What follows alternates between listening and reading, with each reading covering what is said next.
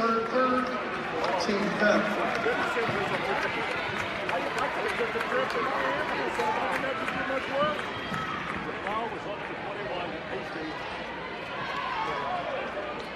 And it's a 16-point lead again at 43-27. Biggest lead of the ball game now.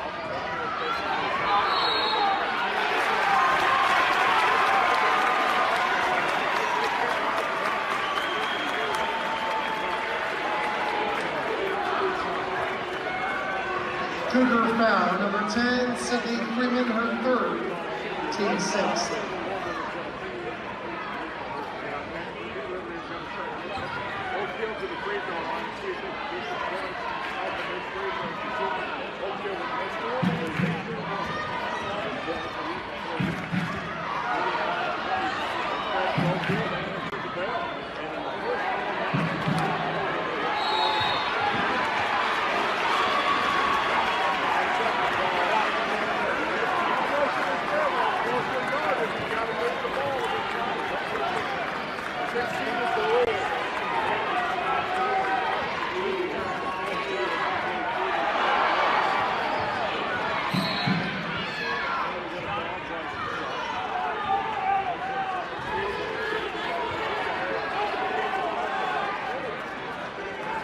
Oakhill foul, 33, Andrean Trexler, her second, team fifth.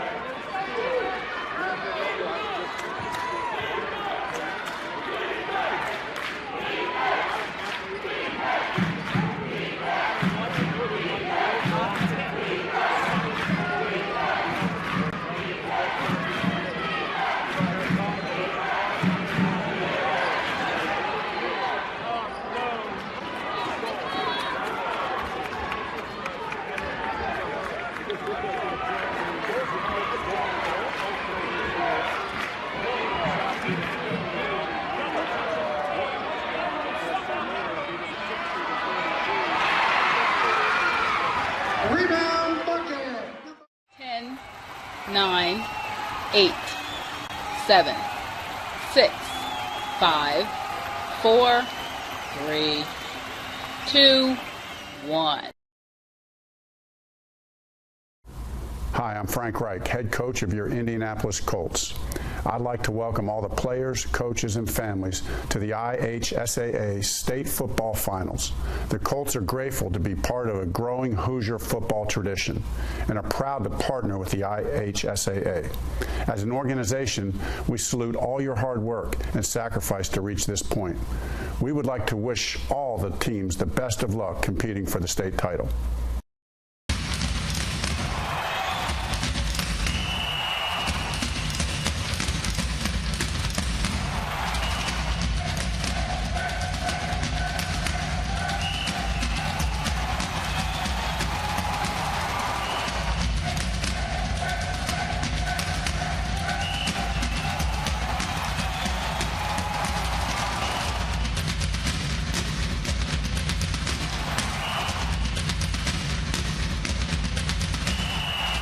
We welcome you to Lucas Oil Stadium in Indianapolis and day 2 of the IHSAA Football Championships, presented by the Indianapolis Colts on the IHSAA Champions Network, and Valley Sports, presented by Indiana Farm Bureau Insurance.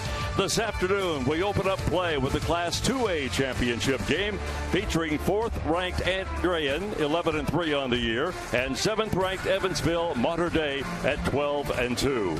Welcome inside Lucas Oil. I'm Jerry Baker. Big Jan Bozier is alongside. Pat Boylan will join us from down on the field. Jan, you and I were both here yesterday for all 3 games. The first thing I noticed was the attendance was up just tremendously over a year ago, and that felt so good. Didn't it, though? Great crowds, great games, and I think we're going to start off with another great game here in 2A, Bake. Well, one thing we're going to see today, these two ball clubs, by the way, Evansville Mater Dei and Andrean, have not been here for a while. You have to go back to 2014.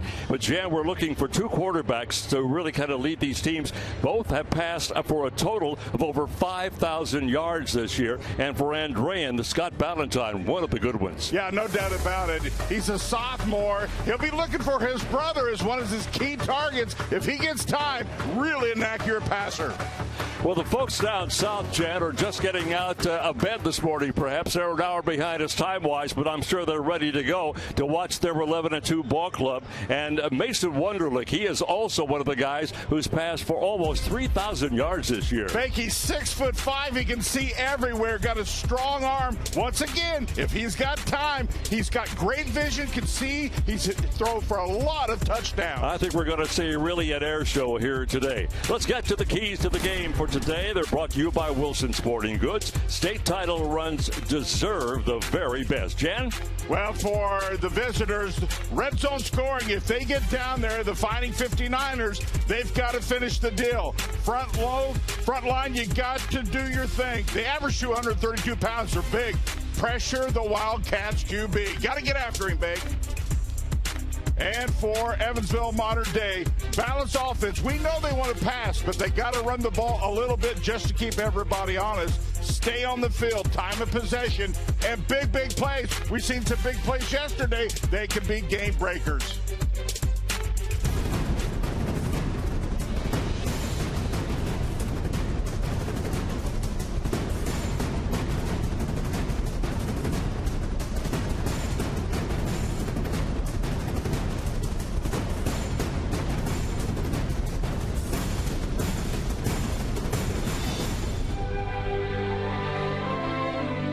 This is our time. This is our time. We were here in 2013 and 2014, champions in 2013 and runners-up in 2014. I know how meaningful it is for the players, for the coaches, for the whole community, for all the alumni.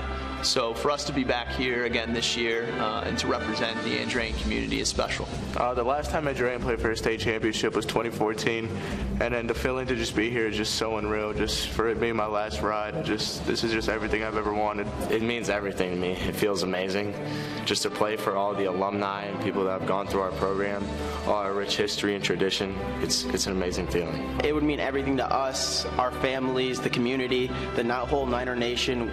We just want to bring another state championship back home and just continue the excellent standard that was set at Andrean. We put in a lot of work, and all the hours that I've put in, we have a chance to achieve our ultimate goal and win a state championship. The last thing I'll tell the guys is to just go out there and play for each other, play for their parents, play for their friends, the Andrean community, the support that they've received. So to go out there, play for them, and remember that at the end of the day, we love each other as a family. Tonight you will see what champions are made of. Here come the Fighting 59ers. We are. We are. We are. We are. We are the Andrean Fighting 59ers. It all comes down to this. The 2A championship game starts now. Ladies and gentlemen, please welcome the Andrean Fighting 59ers.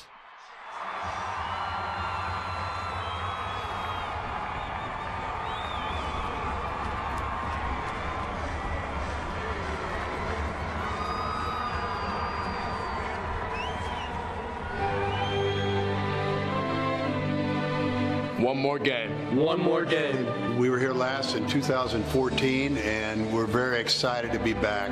It's a different team, a different look, but the excitement's just as great as ever. To have the chance to come out here and play for a state championship, it's a great feeling. You know, we've dreamed of it since the beginning of the season, since the beginning of high school. It's definitely a great opportunity for us to be up here this year. So, you know, it's just a lot of excitement. You know, we have another opportunity to come up here and play for a state championship, and we're just very excited. You know, we're coming up here ready, trying to get the job done. Try to slow down Andrean because they can throw the ball, they can run it. They've got a powerful line, both offensively and defensively. They're aggressive. We just have to play our very best at really every aspect of the game to remain in competition in this game. And we certainly hope to do that, and that's our intent. Personally, it would mean a lot to me. I'd be the only one in the family to receive a state championship and with Mater Dei, it'd be our second one, I think. So that'd be pretty awesome to have. Personally, for me, pretty much everything. It would be the greatest accomplishment accomplishment that I've ever accomplished. So. Last thing I'll tell the guys is enjoy this, savor every second of it. Good luck, go out and play. One win away from a state title. Here come the Wildcats. We are. We are. We are. We are. We are the Mater Dei Wildcats. This is as big as it gets. It's game time. Ladies and gentlemen, please welcome the Evansville Mater Dei Wildcats.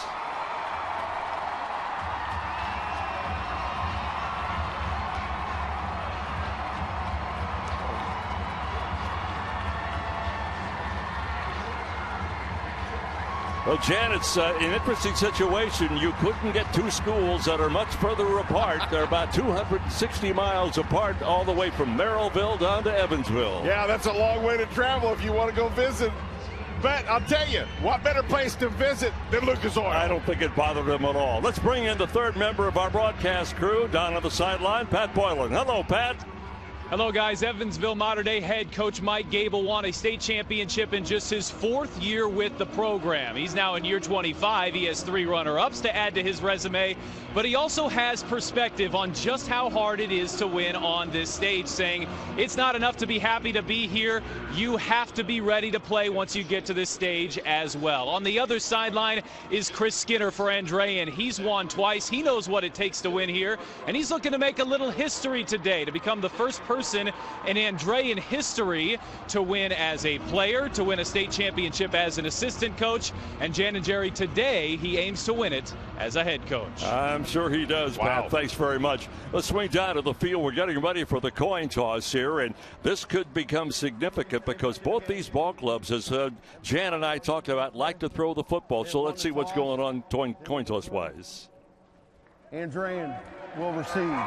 All right, so you saw the situation. Andrea's going to get the football to begin the game. They're coming off a season last year where they were 11-2, didn't get out of the regionals. As a matter of fact, Jan, they lost to Pioneer, a really good ball club, 24-21. The last year, now a little better for Evansville. They got to the semi-state after a 9-5 season, but lost to Western Booth. They really got it laid on them, 42-7 that year. So both these schools are coming into the state championship game with high hopes. Well, I certainly think so. Both of them are so well coached. Pat, so well documented how good these coaches are.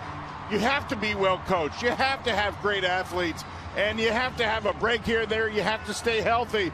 And now it's game time. Boy, I tell you, I really think this is going to be a special game. On paper is one thing, but when you get out here and see these guys, I really think this has the opportunity to be a special game. On Monday, we had the opportunity to meet with the coaches. I had a delightful time talking with the Chris Skinner, the coach of Andrean, a graduate of Andrean High, 4-year letter winner, played on the 2004 state championship out of Purdue University, by the way. And then I spent some time with Mike Gable, just a legend down south, graduate of Mater Dei High, Southern Indiana, masters from Indiana State, my old alma mater. Yes, sir. State 7th winningest active coach. And I asked him, I said, how about wrestling, coach? You still miss it? He said, yeah, I really do. He won 12 state wrestling championships, and from 1995 to 2003, he won 9 straight. It's the first time I'd really had an opportunity to talk to him, Jen. Really good people. Yeah, great people. Love talking to the coaches. So much passion. And I tell you, it's such a pleasure to get to come and see what they've produced through the season. And, boy, 2 excellent coaches for sure. Alonzo Paul, you saw him, number 1. He is the guy who will handle most of the kickoff duties. He's averaging just under 20 yards per return at 19.8. And on your screen right now, that is Alonzo Paul, one of the good return men in high school football. Kickoff will be coming from Camden Marks, and you can plan on kind of a return here. Marks has kicked off 45 times this year. Jan has only 3 have gone into the end zone, so you look for a return coming out of Andrean. And here is the opening kick, and it's a short kick taken at the 37-yard line. A little bit of a surprise here. We'll take a look at the Andrean starting lineup. They will start off with Scott Ballantyne. Jan chronicled his numbers a while ago. Jan, 2,745 yards, and only 8 interceptions all year. That's an important part. Absolutely. That's maybe the key stat for any quarterback is what is your interception ratio, and he's certainly low. And just a sophomore, this is a big-time game for the sophomore. So they're starting at the 37-yard line. It'll be Valentine at the quarterbacking spot. Takes it out of the shotgun and fires over the middle immediately and gets about 7 or 8 yards. Here's the Andrean offensive line with Krushik, Kestrik, Urkel, Gonzalez, and Keppen, and Uzbel. This is a pretty darn good offensive lineup there. They average 232 pounds per man from tackle to tackle. And their running back will be Drayk Bowen. Keep an eye on 34. He is some kind of a player. It'll be second down. And after a gain of about 7, it'll be second down and 3. Out of the shotgun, they set wideouts to the left side of the offensive line. Want to throw again. They run that flanker screen and get some more yards. That's going to be good enough for yet a first down. Here's the defensive lineup now for Evansville Mater Dei. Martin and Dar and Ralph. They'll be setting up along with Boots along that front foursome. Couple of defensive ends, couple of defensive tackles. First down. First down of the game. We're just getting underway. About a minute into this contest for the 2A championship. Valentine coming out throwing, Jen. That's no surprise. Yeah, no surprise at all. The one thing I like about both these ball clubs, they kind of had some ups and downs during regular season, Big, but during tournament time, they have really played well. Valentine back to throw again. This time he's got a receiver wide to the right side. Gets it across midfield into Mater Dei territory. And the pass caught that time by Patrick Clax. Well, I'll tell you, the young quarterback certainly showing the cannon arm that he has early, man. That was a strike. You throw that just any bit later than he threw it, no way can that be caught. Well thrown. That defensive line for Mater Dei is not particularly big. The biggest player out there is James Ralph. He is a 6-footer, 270 pounds. He's a senior.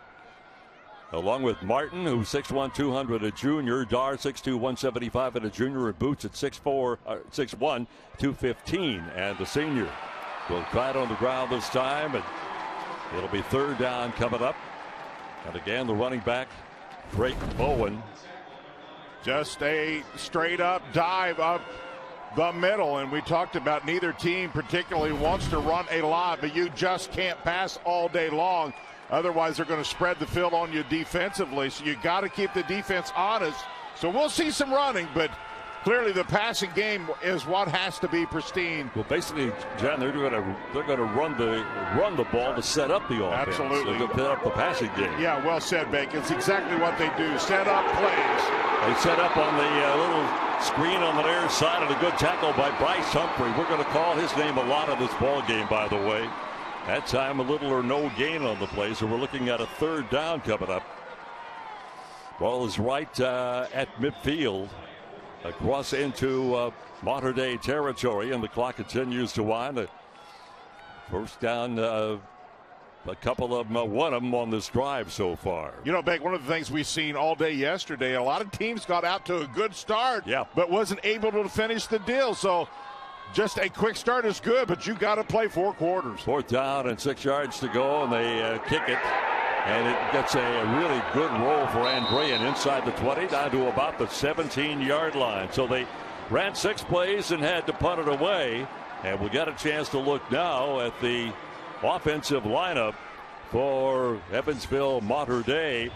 Mason Wunderlich is their quarterback. Jan talked about him. He's also, the numbers are identical, almost identical between these two quarterbacks, almost 2,500 yards. Yeah, they really are very identical. That means that he's getting time to throw the football. And the thing that he has over a lot of quarterbacks is his height. When you got height, you got vision. You got vision as a quarterback. Certainly helps when you have a good arm and great vision. And they will take the ball and get the first run into the left side and get little or no gain.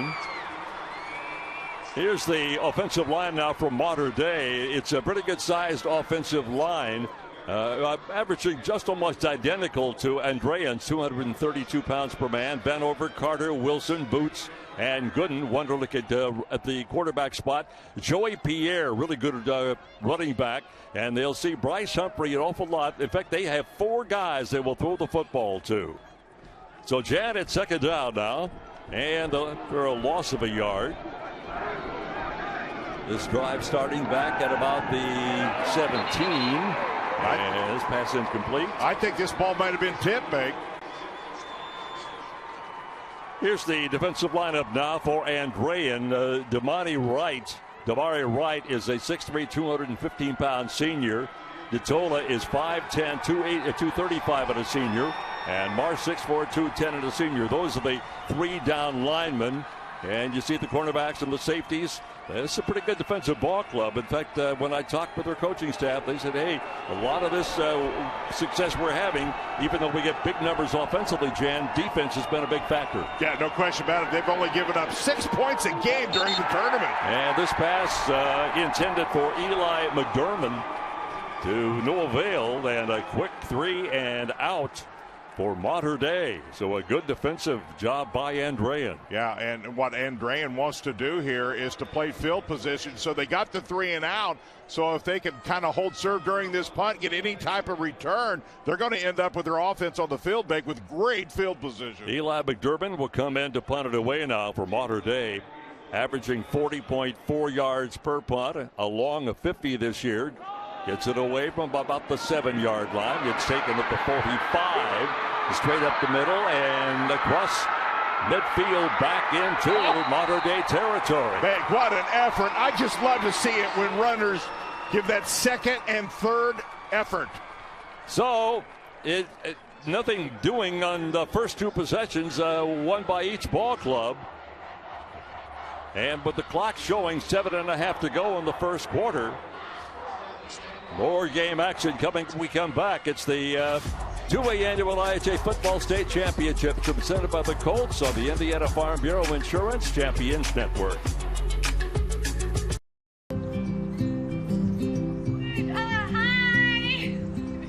You're good at making big announcements.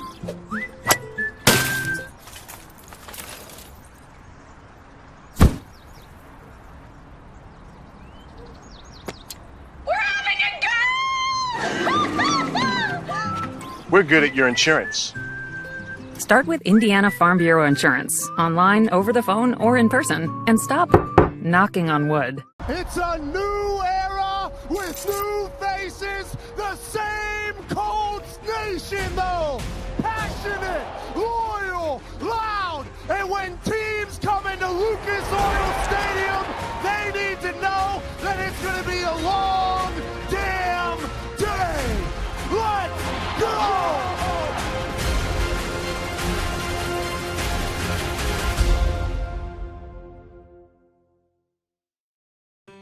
Inspired by touch, by play, by listening and laughter.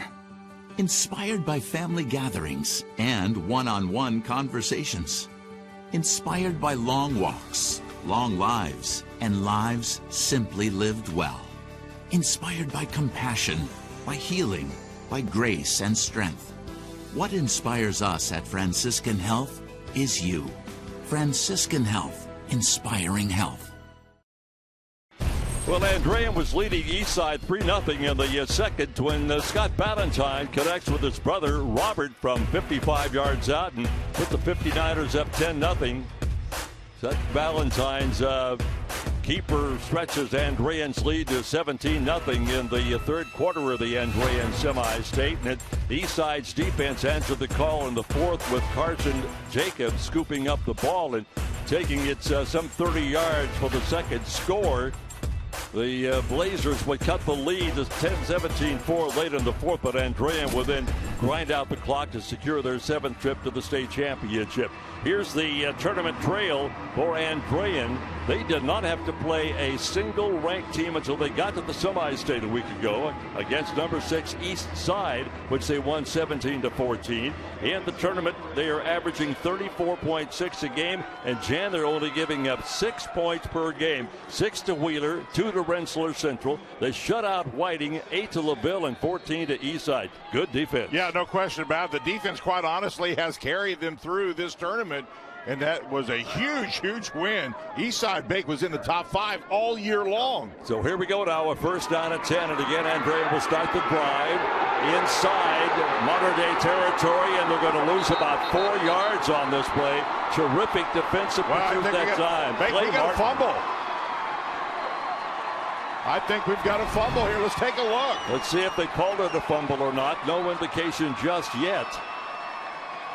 Well, there's the pressure. We talked about you got to get pressure on the QB, and indeed it was a turnover, Bank. That was James Ralph that came in from behind to strip the ball away. Yeah, good swim technique. I watched that all the way through. He just moved his arms, got through the blocker, and got a pursuit angle that was absolutely perfect. Well, Jan, you and I know the games we've worked together as this drive starts from the 41-yard line. Turnovers can really turn the game upside down. Well, and there's nothing better than pressure when you're going against a passing team. And quite honestly, Bake, as an ex-defensive lineman, when you know you're going to play against a really good quarterback, you kind of secondary the run just a little bit, and almost every down, you're thinking, my number one job is get to the QB. You keep talking about your career as a defensive lineman, and I've never seen a highlight Well, film. I just needed an agent. I never got one. First pass incomplete. It'll be second down and 10 now.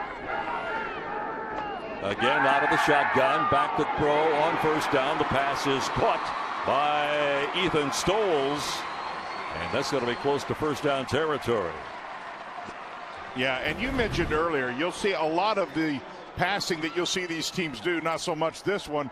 A lot of it equals runs. What they're trying to do here early is stretch this field east to west, trying to get the defense to really stretch and to open. It allows them to open their playbook a little more. In fact, they did give them a first down, Jan, so that's their second first down here in the first half. You're looking right at Mason Wunderlich on a first down and 10, just shy of the midfield stripe. Wide open pass receiver Eli McDermott on the near side will get about 5 yards on that reception. This is pretty much going as Jan and I anticipated. A lot of passing in this ball game, but as we also reiterated just a couple of moments ago, you got to have a run game to set up that passing game. And Joey Pierre at their running back spot number 25. Be a 5-yard penalty. Replay first down. Is the guy who can get that job done. So the penalty will be against Mater Dei. Well, the key for any offense, especially passing offenses, is to get into a rhythm. Get everybody comfortable, get your confidence building, and once you do that, then passing games really have a tendency to take off. Wunderlich completed 54% of his passes this year. He averaged 14.6 yards per pass. False start. And another penalty against Mater Dei. Still first down.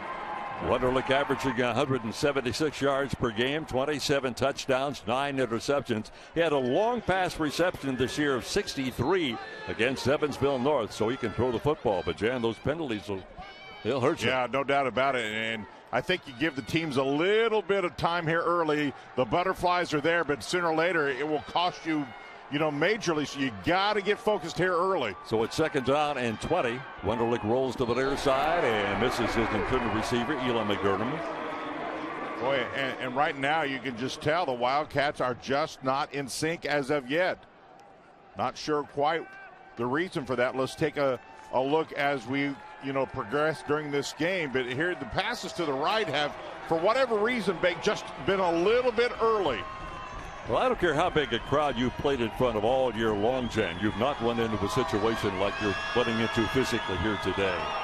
It's just a whole new ball game. This beautiful stadium and the reaction of the fans and the players alike. And this pass is just barely overthrown. McDermott got his fingertips on it but couldn't haul it in. So it looks like They're going to have to punt the football away again for the second time. Well, let's take a look at number 7, Billy Jones Jr. here in the coverage. Step for step. See right here?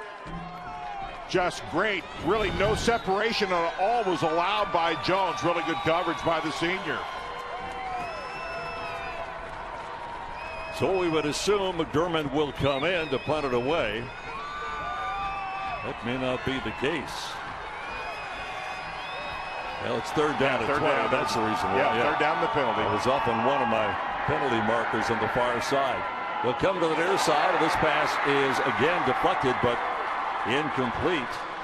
And Drew Martin unable to hold on to it. Yeah, Martin, I thought, had a great opportunity. That should have been caught. Here's the problem.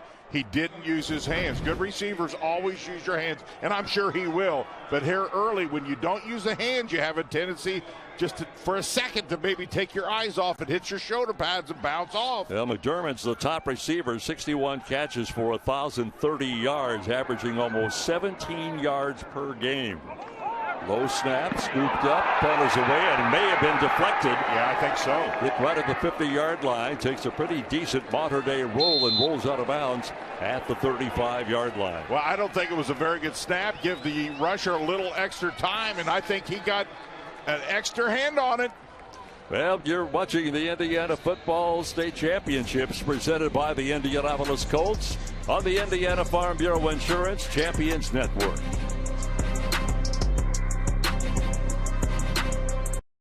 Football fans, welcome back to Friday nights, to pure spirits, to pure sports. Welcome back to high school football. Fans, I'm IHSA Commissioner Paul Knighty, and I just want to say, welcome back.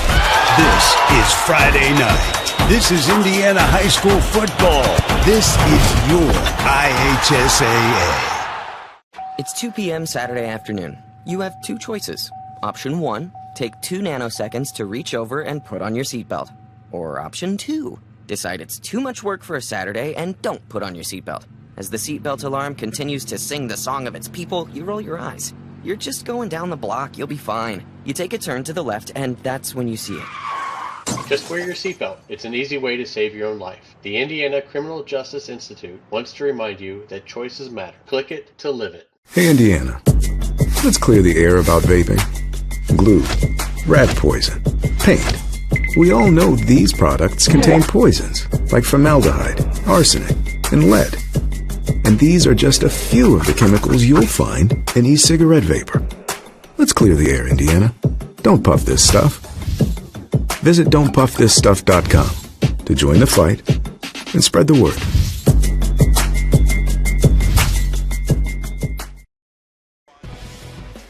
.05 to go in the first quarter. No score. Let's go down to the sideline again. Pat Boylan, what you got, buddy? Sam Vickers is the starting center for Andrean. He's been through quite a difficult season as one of the team's leaders. He got hurt in week 3. He tore a ligament in his elbow, played through it with a stabilizer for the entire season in what head coach Chris Kinner called immense pain. Fast forward to the regional. He gets hit in the hand early in the game, plays through the game, but afterwards the doctors find 2 broken bones in his hand. He's going to have surgery on it, which he recently did. Keeps him out for the rest of the state tournament. He's on the sidelines. I asked him what it's like to be on this stage but not be able to go out there. He said, I'm so happy for my guys, but this is killing me to be on the sidelines. Now you'll notice all the offensive linemen and some of the other players are wearing red wristbands. That's to honor Sam and the effort he's given them this year. Yeah, they were also over there patting him on the back and checking him out, and that's a great teamwork situation there. Here we go now. We're at the 6:05 mark of the first quarter. For the third time of the game, Andrean will get the possession of the football, and they get the biggest run of the game. And it is number 34 for Andrean. That is the guy we talked about, Drayk Bowen. Yeah, by far their best run. And I'll tell you what he does here, Bay. He does a great job of reading. I think his initial attack was in that first gap. It was not there, and quickly went right and found a huge opening. That's a very good runner when you have vision and you can see that you need to cut back outside and find that opening. That's the third first down of the first half for Andrean. The 59ers now will set up once again inside Mater Dei territory at their 48. They fake the handoff, come to the near side, and the pass intended for Patrick Clax. He couldn't get it. Bryce Humphrey was the guy in the area that time. Yeah, I'll tell you, Humphrey could not have timed that any better. Take a look. Absolutely perfect timing to break that off by number 10, Bryce Humphrey, another senior on this Mater Dei ball club. Excellent, excellent defense. Here's a look at number 10. You know, we talk about pressure a lot of times, Bacon. Much of the time we think about pressure on the quarterback, but maybe as big a pressure is what the secondary can put on the receivers. Well, that changes everything. It does. Scott Ballantyne at quarterback. Gets a low snap, fires over the middle, and in and out of the hands. Good coverage that time by Pierce Walters for Mater Dei. Well, what you're seeing here, Bacon, you highlighted this early. We're looking at two of the best defenses, and what was a little bit easier through the season offensively with these receivers now is a different animal, because you're talking about the best of the best here defensively and defenders. So they're playing to the best of the receivers, quite honestly, on both sides of the field. Neither offense right now has been able to get any rhythm going for the most part at all. Well, first big test here on a third down and 10 at the 48-yard line. Again, this time a high snap. They're going to fire and try to get it all. It goes upfield. It is incomplete. In and out of the hands of the intended receiver that time. Bowen coming out of the backfield. Let's take a look here. You see Ballantyne, number 84, the brother, and he makes a great shot at it, but at the last second, a really good recovery. Wow, and once again, we're just seeing really good defensive reaction. So we're set to punt it away. I see Goebel there, and you're on a 4th down and 10. Is that 18? I believe that's 18. Mayer, let's get him the credit he deserves on that defensive effort. Kick it again. Nicholas Tovar, who punts at an average of about 35.5 yards per game, an average of 47. And so again, for Andrean, they've had the ball 3 times. They've had to punt it twice, and the second possession they turned into a fumble recovery. Yeah, but I'll tell you what has happened for Andrean is they're still owning field position. So if they get any break at all, look where we're starting again. If you're Evansville Mater Dei, they have not seen the other half of the field, I should say, here in this whole first quarter of play. And that's at special teams we talk about. It's special teams and defense, which has been so good. They'll start at their own 13. Will Mater Dei. The pass in flat on the near side and across the 15 to about the 18-yard line. Well, let's see if this Evansville Mater Dei ball club can get in sync here. They've just, for the most part, kind of struggled here offensively to get any rhythm, you know, with the pass or with the run, then the pass. Third possession of the game for Mater Dei. They've had it twice and had to punt it away both times. Mason Wunderlich, their outstanding quarterback. He has on the year 4 games in which he has passed for over 200 yards. Handoff inside, straight up the middle, first down and more, and down to the 30, across the 30, and they'll mark it down somewhere around the 29-yard line. Good run that time. Yeah, no doubt about it. Joey Pierre really doing a good job. Just an isolation run. See, right there, found just enough gap to give him some room. Stays on his feet, pedals some, and that's really one of the bigger running plays for the Wildcats. Pierre with 244 carries, 1,222 yards, and 10 touchdowns this year. First down and 10. Again on the ground and caught behind the line of scrimmage that time, but managed to sneak forward and get just a little bit of room. And a gain of maybe a yard or 2. And you know, Beck, I have told you this for years now. One of the more difficult ball carriers to bring down is those guys close to the ground. He's 5'8", 175, but he is strong. For me, those were always the most difficult guys to bring down. Rob Gonzalez, the guy in the tackle zone that time. It'll be second down and 9.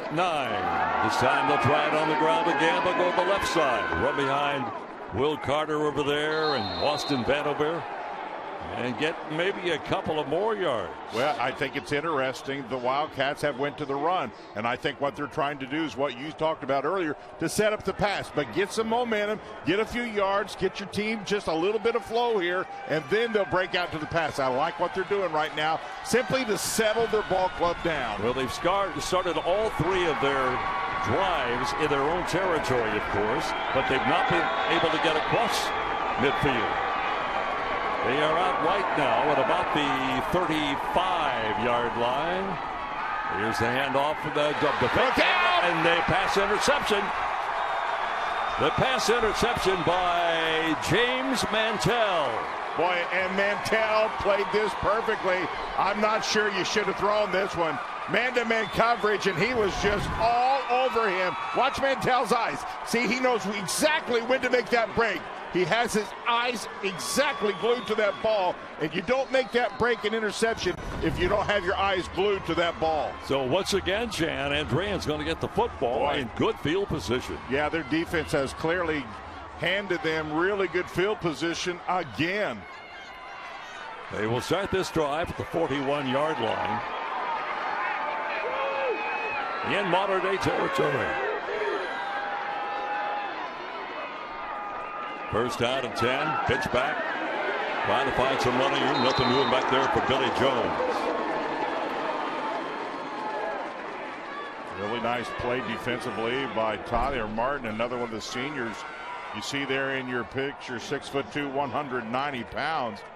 The thing about Evansville Mater Dei, Bacon, and this is kind of the new high school football player, if you will, you got to be quick, you got to be fast, because you got to cover a lot of territory. We're going to see Billy Jones. He does not have a 100-yard rushing game this year. His high game was 90, a game against Wheeler. So he will be the guy trying to pick up 1, 2, 3, 4 yards at a clip. Second down. Active pro. Got the receiver on the near side. Absolutely nobody out there defensively. And the pass caught by Patrick Lax. Yeah, but give Scott Ballantyne a ton of credit. The sophomore hung in there. He knew he was going to take a hit, and he did. And he still was able to get that ball off and on target. So they are down to around the 35. They've got to get it down to around the 31. So we'll call it a third down and 4. Looking over the shoulder of Billy Jones in at the running back position. Starting to feel Andrean getting a little momentum here, baby. Yep, you're right, Jack. Take the handoff, go to the flat on the far side, and did he hang on to the football? I don't think so. Almost looked like an incomplete pass going out that time to Alonzo Paul. Yeah, it's exactly what it was. He never had control, and officials called it that way.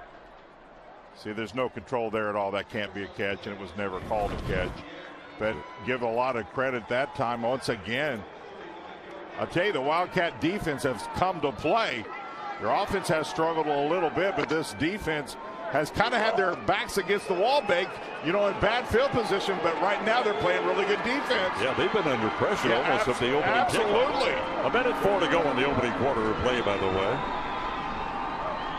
Ballantyne setting about 5 yards behind. Whoa! Shovel pass inside, and well, they managed to get 3. Somehow they got the ball to the receiver that time, but it turns into a loss. Vic, we almost had a shovel pass interception. Absolutely. What we just about had. Here's the shovel pass, and that thing was just about intercepted. Boy, Eddie Bastardo, the tight end, had to fight just to get it, then he lost yards, and we're going to have to punt it away again. Boy, I'll tell you, Mater Dei Wildcats defense has been solid here early. Yeah, it's 4th down on that play, and now the defense has got the ball back for the Wildcats. Now they turned it over on down, so now Mater Dei will get it from their own 41-yard line, and they get a little running room this time out to Eli McDermott. Well, that ball was well thrown. That was in step to McDermott. Look at this pass. Really, he had to throw it a little bit lower to keep it out of the hands of the defender from being deflected. That was a well-thrown ball. It will advance the ball up into Andrean territory for the first time of the game. They're right at the 45-yard line now. And I think this may be as deep as the Wildcats have been offensively. That's exactly right, Jan. Here's the pass in the flat of the near side this time. Getting down to around the 41, 42 defensively. Trey Stevens comes in to make the stop. Now a little momentum on the offensive side. You can start to feel the rhythm here. Let's take a look. The quarterback taking his time, and when you're not getting the receptions, you tell the quarterbacks slow down just a little bit. Everything doesn't have to be a rifle, and he knows that. Now he's starting to get into a groove, and that's what you want your quarterback to do. And that will take us to the end of the first quarter. More game action when we come back. 49th Annual IHSA Football State Championships of the Indiana Farm Bureau Insurance Champions Network.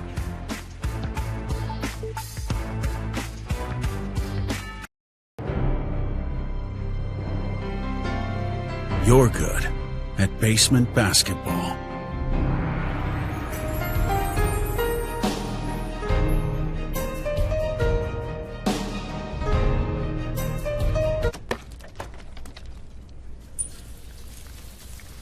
We're good at your insurance.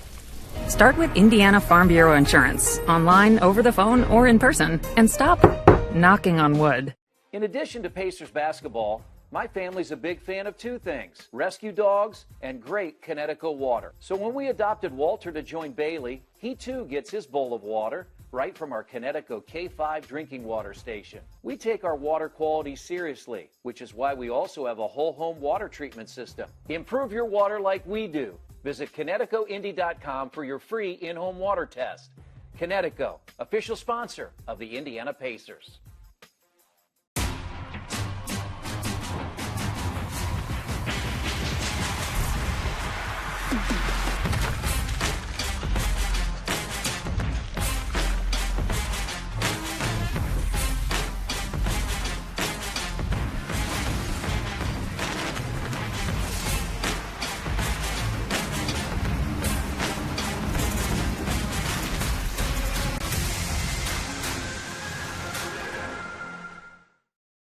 Scoreless here from Lucas Oil Stadium in the 2A state championship game. Andrean and Evansville Mater Dei as we get ready for the second quarter of action. I'm joined now by the Commissioner, Paul Neidig, to discuss a topic that I know is really important to you. Why is the IHSAA partnered with tobacco prevention and cessation? You know, it's so important for us to be able to do some civic duty to educate our youth about the dangers of smoking and especially vaping. You know, we have partners at every school throughout the state, and we want to really educate our students and our parents. And why is vaping harmful, especially for teens? You know, the chemicals that are involved in vaping contain the same thing as smoke, nicotine being one. It's a highly addictive chemical that we know is not good for teenagers in their development into adults. Paul Neidig, thank you. Thank you very much. Back to you, Jen and Jerry. Okay, thank you down on the field. Jen, how about the passing numbers for these two ball clubs? Well, so let's far? take a look at them, Bake. 16 for Andrean, 32 for Mater Dei. But really the one stat that sticks out to me, both teams 0 for 3 on third down. You know what that tells me? Defense. Defense have been solid on both sides. Both offenses still trying to get going here offensively. Well, the ball is spotted right now at the 41-yard line. Will reverse fields, of course. Here's the handoff of the backfield and getting just about to the line of scrimmage. And that's pretty much it that time. Just no running room for McDermott. Jen, I also I'm going to go back to a comment you made. One of the reasons I think they went to the running game is to get both quarterbacks settled down a little bit. You think? Absolutely, absolutely. You know, this is the big stage, and I don't care what veteran you are. I don't care if you're a senior, sophomore, or whatever. It's still a unique honor to be here. The Butterflies will have a tendency to play. Now, it's quarter two, Big. It's business time now. You've got to shake all that off, if indeed it was a piece of the problem. Honestly, I think the defenses have been the bigger problem for both these offenses. All right, third down, back to throw. Here's Wonderlick over the middle, and enough yardage for the first down to around the 31, perhaps the 32-yard line. What a good throw by the quarterback, Mason Wonderlick. Yeah, Wonderlick, I think this is his best throw to date. This one is absolutely between the zone, puts it right on the money. Wunderlich is 169 of 314 on the year for 2,470 yards. He completes 54% of his passes, averages 14.6 yards per pass, and 176 yards a game. 27 touchdowns, only 9 picks all year. At the first down, and they will go forward to about the 30, maybe across the 30. And we'll see where they spot the ball down officially. Second quarter just getting underway. No score. Mater Dei and Andrean playing for the 2A championship. Well, this is by far the best field position and opportunity to score the Wildcats have had. Back to throw and getting under pressure. Sets up the screen. It is finally completed. And boy, that was almost picked up. Mater Dei getting the pass out to number 10, Cole Jenkins. Well, you're right, Beck. This screen pass was just about intercepted. And the key for any screen play is you got to read it early. And indeed, Andrea did. But the Wildcats stayed with it and kind of got something out of nothing. But boy, everybody from Evansville Mater Dei kind of held their breath for a couple of seconds. Yeah, because if he gets it, there's nobody back to that's the a problem. Third down. Going again, and again it's deflected, and again that defense comes into play. Wunderlich had an open man, had an open receiver, but he couldn't get the ball to him because of that great defense employed by Andrean. Well, and we highlighted early that Wunderlich is 6'5". It's not like he's a small quarterback. What is happening is the pressure from Andrea, and as soon as his arm goes back, and you teach your defensive lineman this, as soon as that arm goes back and you're rushing the quarterback, get those big paws up there. And he's having a little bit of a difficulty seeing his receivers even at 6'5", so that tells you the defensive linemen are getting back there in a hurry. Well, they've got it at the 28-yard line, so a punt is of no real value here, and they're just going to throw it up in the air and hope for some good luck. It's incomplete and intended for Ethan Stoles that time, so not a very good last couple of plays for Mater Dei, as they almost had the little screen pass picked off, and this time they just kind of threw it away. So we still have no score in this ball game at the 9:24 mark of the second quarter. Nothing for Mater Dei, nothing for Andrean.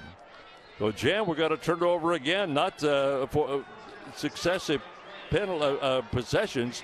For Mater Dei, they've had to go punt, interception, and now over on down. Yeah, we talked about you've got to finish. Boy, I think they're going to think about this one for a while.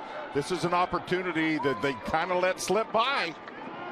So the ball is at the 28-yard line. The pass comes on the near side. It is caught out there by number 1, Alonzo Paul. Boy, and he had to go up, and he knew he was going to take a hit. This is one of my favorite shots right here. It really shows you at home the wide receivers and how they're developing, how they try to get separation from the defenders, and how the quarterback, how he sees the field. I love that shot. Yeah, this is the third time now that Andrean's had the football to begin a drive in Mater Dei territory. They've worn out the north end of the field here this afternoon. You know, Beck, we spent 20 hours working on this offense on both sides, and this game has been all defense. It has been defense, you're right. Here's the handoff, getting some running room, and good enough for the first down, and stepping out of bounds. A good run that time by Drayk Bowen again. And the big guy just powers the right side this time. Here's another nice look coming right at you. Little spin move. Makes it difficult. Defenders, you got to wrap hard on those spin moves. He's a big guy. He's strong, 6'2", 215. Running back, and runs well. Runs with his shoulders square, head up. Ball is spotted at the 43-yard line now. First down and 10 for the Fighting 59ers. Trips to the top of your screen. That's the wide side. And back to throw again is Valentine. Oh, no. It's almost intercepted. Let me tell you what his dreams are going to be like in the next few nights. That's Pierce Walters, by the way. Walters said, wow, that was a pick six, and just wasn't able to hang on. He got a little bit of a smile on his face. Well, you can see it through the mask there. Because he said, man, I could have been on every evening news, and that one slipped away. Yeah, the folks at Mater Dei's television crews down there would have loved to highlighted that. Yes, sir. Second down and 10.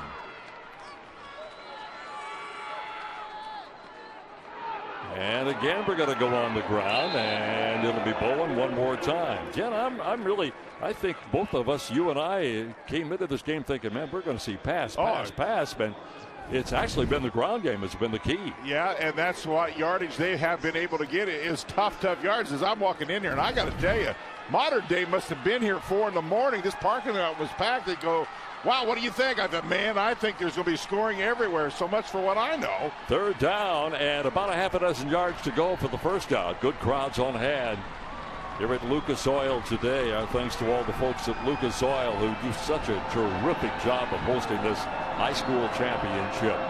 Third down, and we may want a timeout here.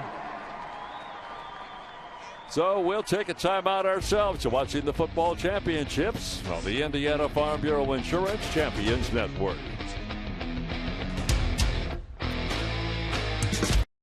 I'm Matt Wolford, president of the IHSAA Foundation, and we need your help. We need your help so the youth of our community can develop advanced leadership skills. We need your help giving high school administrators and coaches the instruction and insight they need to be better role models and teachers. To learn more or to make a tax-deductible contribution, go to ihsaafoundation.org. You'll not only be contributing to the foundation of the IHSAA, you'll be contributing to the foundation of our community.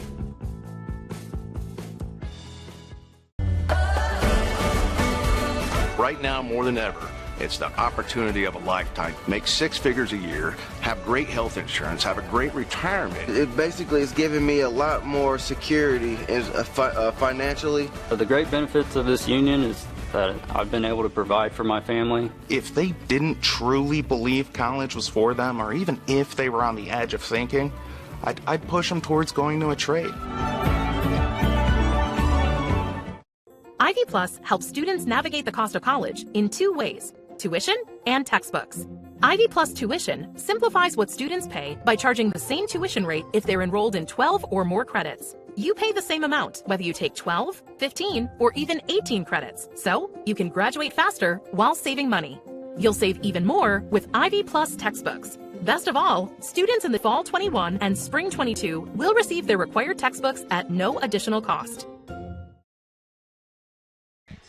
Little retrospect, Evansville Mater Dei struck first in their semi-state matchup with Indianapolis Acina. Mason Wunderlich connects with Eli McDermott to put the Wildcats on the board. With another minute left in the half, Wunderlich hits Bryce Humphrey for a touchdown. And then Acina would fumble the ensuing kickoff. And then Wunderlich would hit Bryce Humphrey again to put Mater Dei up 23-zip at the half. Mater Dei would cruise to their 7th trip to the state finals. Final score was 23-7. Mater Dei Wildcats 12-2 on the year. Their tournament trail, they had to play 3 ranked teams. Number 3, Litz and Stockton. Number 13, North Posey. And then last week, number 10, Indianapolis Acina. In the tournament, they are averaging 34 points a game and giving up 12 points per ball game. Mike Gable, 248-78 record in his 25th year at the school. So, Jen, I guess based on the numbers I talked to you about in the tournament, Andrean allowing 6 points in the tournament, and Mater Dei only 12. I guess maybe we should have focused a little more on defense. You're so right, and you know that's that old adage that defense wins you championships, and the reason for that is, Big, if your offense is not clicking, your defense keeps you in there. Look, here's another defensive play. A couple of guys got on him first. 63, Nicholas Boots was one of the guys that got to him, Jan, and the first guy to get to him for Andrean was 53, and I don't even have him on my score sheet here. Well, let's take a look. It was a blitz from the linebacker, and they just threw the kitchen sink that time at Andrea, and just it was become a numbers game. Not enough people to block everybody coming at the quarterback. So it's a good defensive call. Pressure, pressure, pressure. No substitute for it in my page. All right, so we're in the 4th down one more time, and they will punt it away.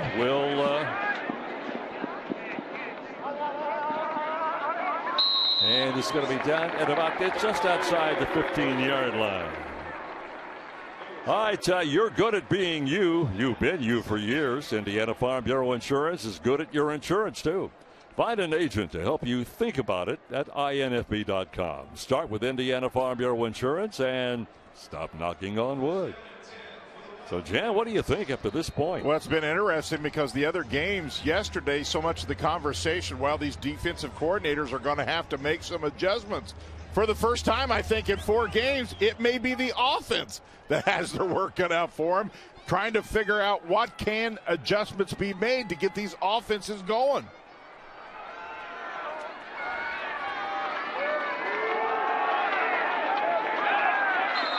So on a first down and 10. We're just seeing great athletes now on the defensive side, really on both ball clubs. You see how he turned down?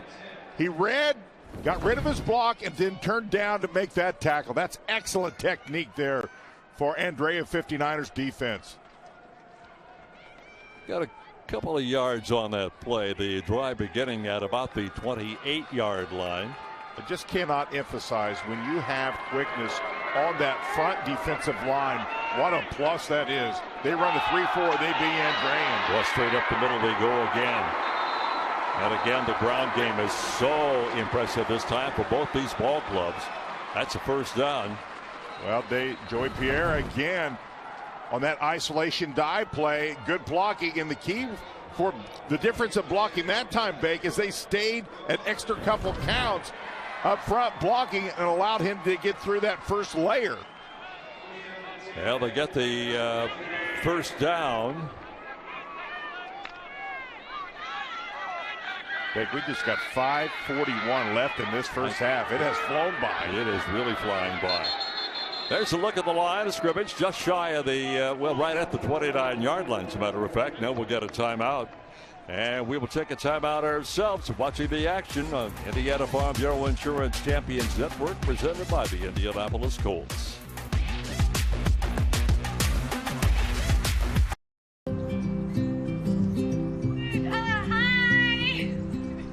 You're good at making big announcements.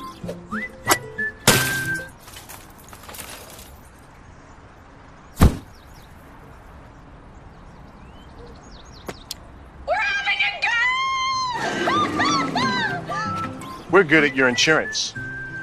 Start with Indiana Farm Bureau Insurance, online, over the phone, or in person, and stop knocking on wood. It's a new era with new faces, the same Colts nation though. Passionate, loyal, loud, and when teams come into Lucas Oil Stadium, they need to know that it's going to be a long damn day. Let's go!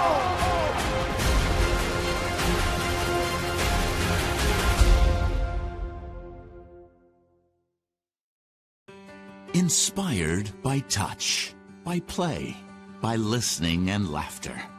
Inspired by family gatherings and one-on-one conversations. Inspired by long walks, long lives, and lives simply lived well. Inspired by compassion, by healing, by grace and strength. What inspires us at Franciscan Health is you. Franciscan Health, inspiring health. Well, we're back now, and there's still no score in this 2A championship game. Mater Dei began the season ranked number 3 in the AP polls, number 4 by the football coaches, finished up number 7 by AP and number 7 by the football coaches. Sagarin, by the way, has them overall ranked 38th in the state, number 1 in Class 2A, playing the 64th toughest schedule of the year. We're ready to go now, and there's no running room this time as they try to sweep the right side. Does Mater Dei. Ball carrier again, Joey Pierre. Boy, another blitz, if you will, for Andrean. They're just flat out getting off the ball and making life miserable. You see number 34, a junior, 6'2", Bowen. He is a real big-time player on that defensive side. They're going both ways, Jen. Yeah. Running and stopping. Yeah. Second down and 15 after the loss of 5. Back to throw. Pressure comes. Gets the pass away. Nobody in the area. I guess they were looking at Ethan Stoles, but Jen, they're not getting a lot of time even when they do go to the passing game. That defense coming in from Andrean, pretty impressive right now. Well, the defenses have just right now. It's hard to stop both defensively. It's hard to get pressure on the quarterback and pressure on the receivers. And I'll tell you, both these defenses right now have really had pressure on the quarterback as well as not allowed much separation for these wide receivers. So these defensive coordinators have really done their homework. I guess, Jim, we shouldn't be surprised. Andrean is 30th in the state overall on defense and 7th in Class 2A this year. So their defense has taken kind of a back seat to the offense, but they have been very impressive. Third down. Firing on third and almost picked off. Defensively in the area, Danny O'Shea. You're right, Danny O'Shea had a little break on that. And the problem that both these quarterbacks are having is they're having to throw into just double coverage. See, you have 4 white jerseys defensively around that receiver. You know, Jen, you talk about a good receiver the ball will be in the air before he makes his cut, but they're not getting a lot of time to allow that receiver to make any kind of a cut. Yeah, a lot of zone coverage and a lot of coverage on all the receivers. Hard to get a separation or any space at all, to your point, Vic, to get these wide receivers open. All right, so we'll turn the ball over one more time. Better educated coaches produce better athletes. You can help give high school coaches the training that they need by contributing to the IHSAA Foundation. Make your tax-free contribution today at IHSAAfoundation.org. Jerry Baker, Big Dan Bozier, Pat Boylan down on the sideline. Big buddy, good to be back with you again. Good to see you too, Bank. Happy Thanksgiving to you. I noticed you haven't lost a lot of weight. Well, that's because we do this every year after Thanksgiving. We'll start this drive at the 42-yard line, and we'll put her on the ground this time, and Drayk Bowen will get the job done. Well, he is a good runner. Yes, he is. Big guy, too. And I think as big as he is, he moves so well laterally for a big guy. You see number 63 there. Boots with 90 tackles this year for Mater Dei. Tyler Martin leads the ball club, Mater Dei, in tackles with 94, 47 solos, and 47 assists. Well, they get the first down and some more running room in front of the secondary. Maybe inside the 15, the 20. Look out! All the way down about the 1-yard line. Boy, I'll tell you, he had a little room, Big, but this is all him. He created this one. I think it's coming back. Yeah, we got a hold. A hold will be called against Andrean. Oh, my. Boy, I tell you what an effort. He's asking to be taken out. But let's see. I'm guessing we probably get a hold. That's what usually happens.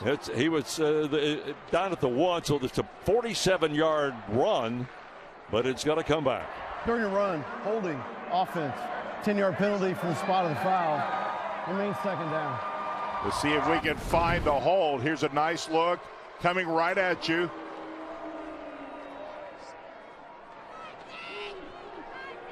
Well, I've heard people say, Jen, you could probably call holding on every play in football, but that one was a big one. That sure was. Somewhere in there, someone grabbed a jersey. The key, if you're getting close to grabbing, is just make sure nobody sees it. Somebody seen that one, and that was a big one. Yeah, that takes it back across to the 45-yard line with a 10-yard penalty. Take the handoff, hit the flat of the far side. The pass is caught over there. And that is Robbie Ballantyne with the reception. Quick pass out in the flats to his brother. Good, the older brother. Yeah, JT Mayer, the defender that time to make a one-on-one tackle. These two young men have probably played a little bit of pitch and catch through the years, I'm guessing. As a matter of fact, I saw an article in one of the papers. They spent all summer working on their pass patterns. 3rd down and 3 after a pretty good run that time. Pretty good pass completion. And this time, Ballantyne rolling out to the other side. Has the pass caught by Paul. And Paul is inside the 40 down to around the 36-yard line. Well, let's take a look at this. This is one of the few times Paul Jr. has been able to really find a gap in that, that time man-to-man coverage. And he was able to get, major separation. That's one of the few times that has happened against this Evansville Mater Dei defense. So let's see how this shakes out now as Ballantyne gets his ball club back to the line of scrimmage. I mentioned both these ball clubs have great quarterbacks. A good defensive play that time by Joey Pierre defensively just to slow down what could have been a much better return that time. Now, Bake, it's just right now at 2 minutes left in this half. If you're Andrean, the best thing that can possibly happen is if you can find a way to get in that end zone. Scoring obviously has been so difficult, and if you can get some scoring here going into halftime, that could be huge. Ball spotted at Mater Dei's 34-yard line. It'll be 2nd down and 7, and running into a stone wall right at the line of scrimmage. I mean, there was nowhere to go that time. I think number 63 here in your picture, Boots, boy, he has just played well in the game. Big. He's a senior, 6'1", 215. But that young man will not go anywhere. Back in a moment on the Indiana Farm Bureau Insurance Champions Network.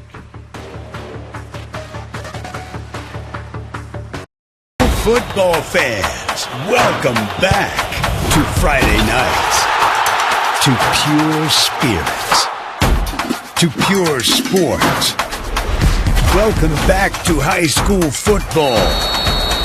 Fans, I'm IHSA Commissioner Paul Knighty, and I just want to say, welcome back!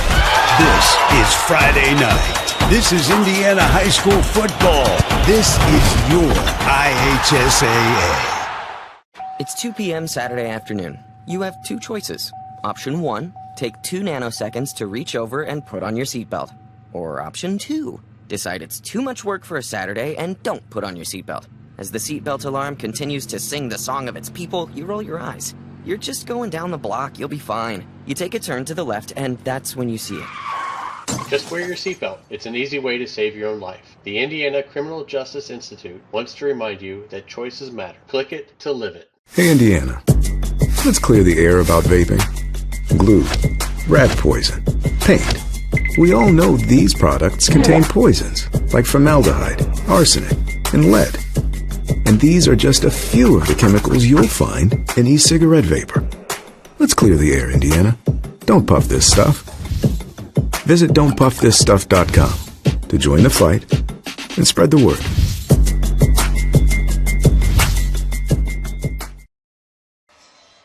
Well, Andrean started the year ranked number 1 of the Associated Press poll and the football coaches. They ended up numbers 8 in the AP and 4 in football coaches. Sagarin overall rated them 54th in the state, number 6 in 2A with 117 toughest schedule in the state. Really good school. Located at Merrillville, by the way, in case you're not familiar with Andrean. And John and I pointed out earlier, these two schools couldn't be much further apart, about 260 miles from there to here. So here we go on a 3rd down and 8 and a minute and a half to go.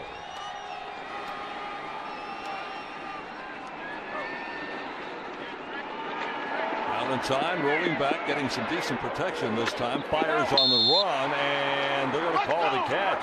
Really nice job that time by Robbie Ballantyne to get down inbound. Well, you just talked about how they worked on their pitch and catch all year long.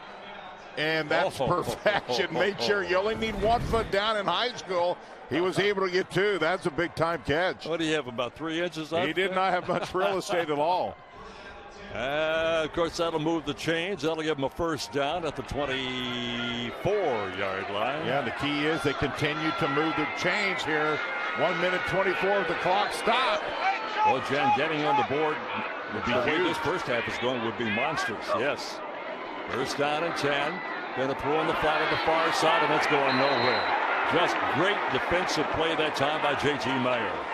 Mayer reads this. I'll tell you, Andrean may have been fortunate here. He got a cut on this defensively. See his eyes? Always talk about the eyes when it comes to defense. He knew exactly when to make that break, and I'll tell you, Andrean may have been pretty fortunate there. He had his eyes on a pick six, but the ball was thrown a little bit low. Yeah, all he had was turf in front of him, that's for sure. So that'll stop the clock at 51 seconds. Second down and 13 now. Andrean in the white uniforms. And pressure, and almost picked again. In the area, Mitch Adler almost came up with yet another pick. Boy, the pressure comes again on Ballantyne. He kind of gets a ball fake to give his receiver a little extra time. And as soon as he made that ball fake, he took a shot from that backside, if you will. So now we're down to 41 seconds to go. And keep in mind, both these ball clubs on the season have put some points on the board. Andrean averaged 30.7. Mater Dei 28-1. Making this pressure coming from the defense, it's just taking away the long ball.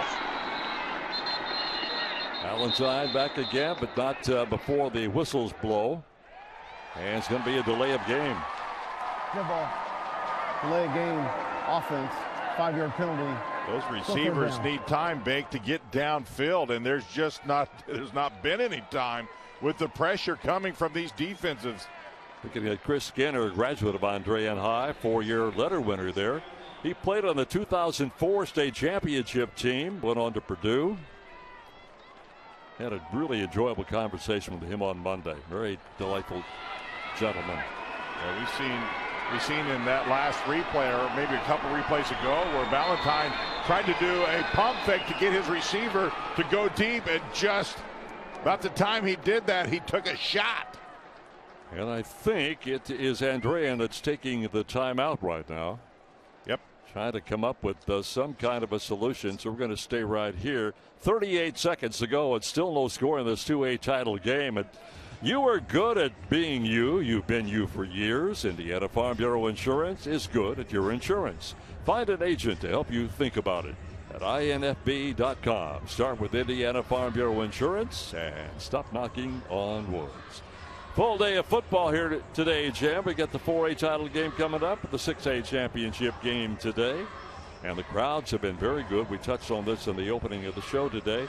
So good to come in here and not see a limited number of people here, and let's hope that only continues. I think it will. And this crowd, while large, it's kind of been a little bit silent. It's kind of been one of those, I know you love baseball. I know you really well. And it's like one of those pitching duels where everybody's just sitting, eating extra concessions, waiting for a big play, and it may happen. Well, it is kind of quiet, but they're ready to explode. They want to explode. We have more championship football coming up. At 3:30, the 4A championship, Mount Vernon and Northridge, and the 6A game, number 2 Westfield and number 1 Cedar Grove. Should be good. Yes, sir. Really good ball clubs. Third down. Andrean with the football at the 32-yard line. Pressure coming. That's a fumble, and they're going to pick it up. Another fumble. Now, do they call it a fumble? Yes, they do. Yes, they do. It's going to be Mater Dei's football, and you're looking at number 3. Let's see who gets him here, Beg. From the backside, the blind side. I believe it was 59, maybe? Yes, 59. And then 9 recovered, so let's give credit to Tyler Martin. A movie was made about the blind side. You can see why. Quarterbacks do not like that. That's the reason the Colts worked so hard on getting a good left guard. Yes, sir. That's been one of their bugaboos this year. If you want to make good money, become a left tackle for a right-handed quarterback. Sir. Ball was right at the midfield stripe at the 50-yard line, firing on first down, and outside the intended receiver that time for Mater Dei, number 12, Eli McDermott. It's one thing to take a hit when you can see it, Bank. But when you can't see it coming and take a hit, it hurts twice as bad. You know, they talk about the clock at a quarterback's mind. He realizes he's only got X amount of time. He knows this guy's coming. But that was a terrific defensive play. And you and I have talked about this stat for years. A lot of these sacks are because he can't find anybody open. Exactly. That's secondary sack. Secondary sack. Yeah, you've talked about that forever. I'm gonna try to get that legalized so I own it. I was trying to help you write a book. Here's the pass. It is caught and getting out of bounds to stop the clock. Bryce Humphrey, the receiver that time for Mater Dei, but there's a marker down. You know, there's not been a lot of flags in this ball game, but when we've had them, it just feels like they've just been at really crucial times. Well, it's going to be against Mater Dei, by the way. Ineligible man downfield, offense. Oops. 5-yard penalty, replay second down. It's one of the bugaboos, Jen. If you're a lineman, you have that clock in your head also. And when that quarterback doesn't get it away in the allotted time that you think he should, you just can't hold yourself any longer. You're playing football, and at times you don't know where you're at. You're trying to make sure you stay with your block, and if they run, you're taking off downfield. And if he decides then to pass, you're dead meat because you're too far down. So a lot of things can happen. Well, the big turnaround was that fumble because Andrean was on a drive, and the way this game is going, any kind of a score may be significant. We're down to the final 21 seconds of the first half, and there's no score in this football game. We thought we'd have a shootout. Not the case so far. Now there's pressure coming from the other side, and Andrean comes up with a big defensive play, and Trey Stevens is the guy that comes in and makes the initial hit, and Dom DeTola is right there with him. Dick, I'm not sure we're going to get another playoff. I think we're going to have goose eggs going into halftime. Indeed we are. That's what's going to happen when the clock is stopped with 1 second to go.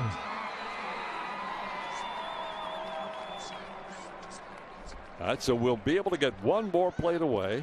Yeah, one more play.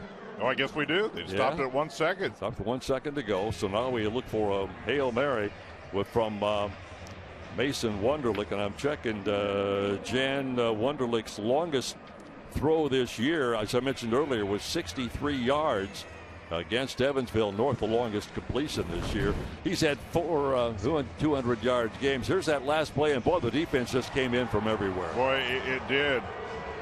DeTola, really a big guy, came through in a hurry. The surge that these defensive lines are getting against these quarterbacks, they just don't have any time to think or look or anything. Wunderlich had 306 yards passing against Linton Stockton. He went 20 of 37 for 3 touchdowns in that game, so he can put yards on the board. And Andrean's quarterback, Scott Ballantyne, had a 336-yard game against Kankakee Valley. He has 7 games this year over 200 yards, and that's kind of, Jen, what set you and me up as prognosticating this is going to be a shootout. So far, we're dead wrong. Well, the shootouts come from the defensive side. I tell you, the surge and the energy and the level of energy that both these defenses are playing, and I don't think it's a surprise. You know, when you were going over the bio and seeing what both defenses have done, it really started when this tournament started, and now they're just highlighting it on the big stage. All right, Wunderlich, we will assume, will try to get it all in one play. He will fire over the middle, and it bounces at about the 40-yard line, and that is going to get us through the first half of this game. So, Jan, if you and I had been in Vegas and put a couple of bucks down on what the score might be at halftime, would you have guessed 0-0? I would not have, and I wouldn't have gone to Vegas, and I sure, if I did, I sure wouldn't have said. In fact, I've said just the opposite. I was talking about coming in here that, man, I can't wait for this, and we're going to, the scoreboard operator is going to be one busy dude. I wonder if he's sleeping right now. I'm disappointed, Jan, because I had bought you a one-week vacation out west, so I guess I'll have to go myself. I suppose. It's, you know, from people who watch football, this has been a fun game from the defensive perspective. I played defense in college, and I love the energy that these guys are playing with. They are on their A game right now, and it's going to be a tough deal for these offenses to figure out what can work.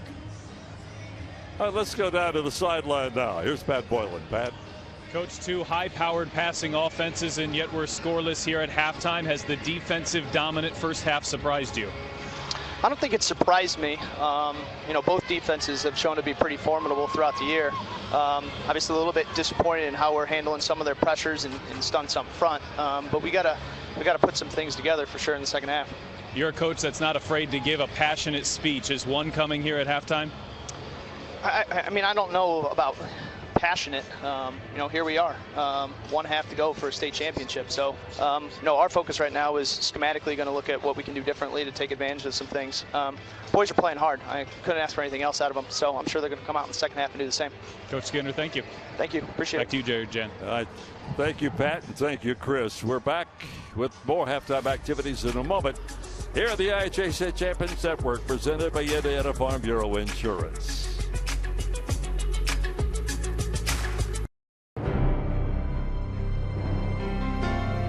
You're good at basement basketball.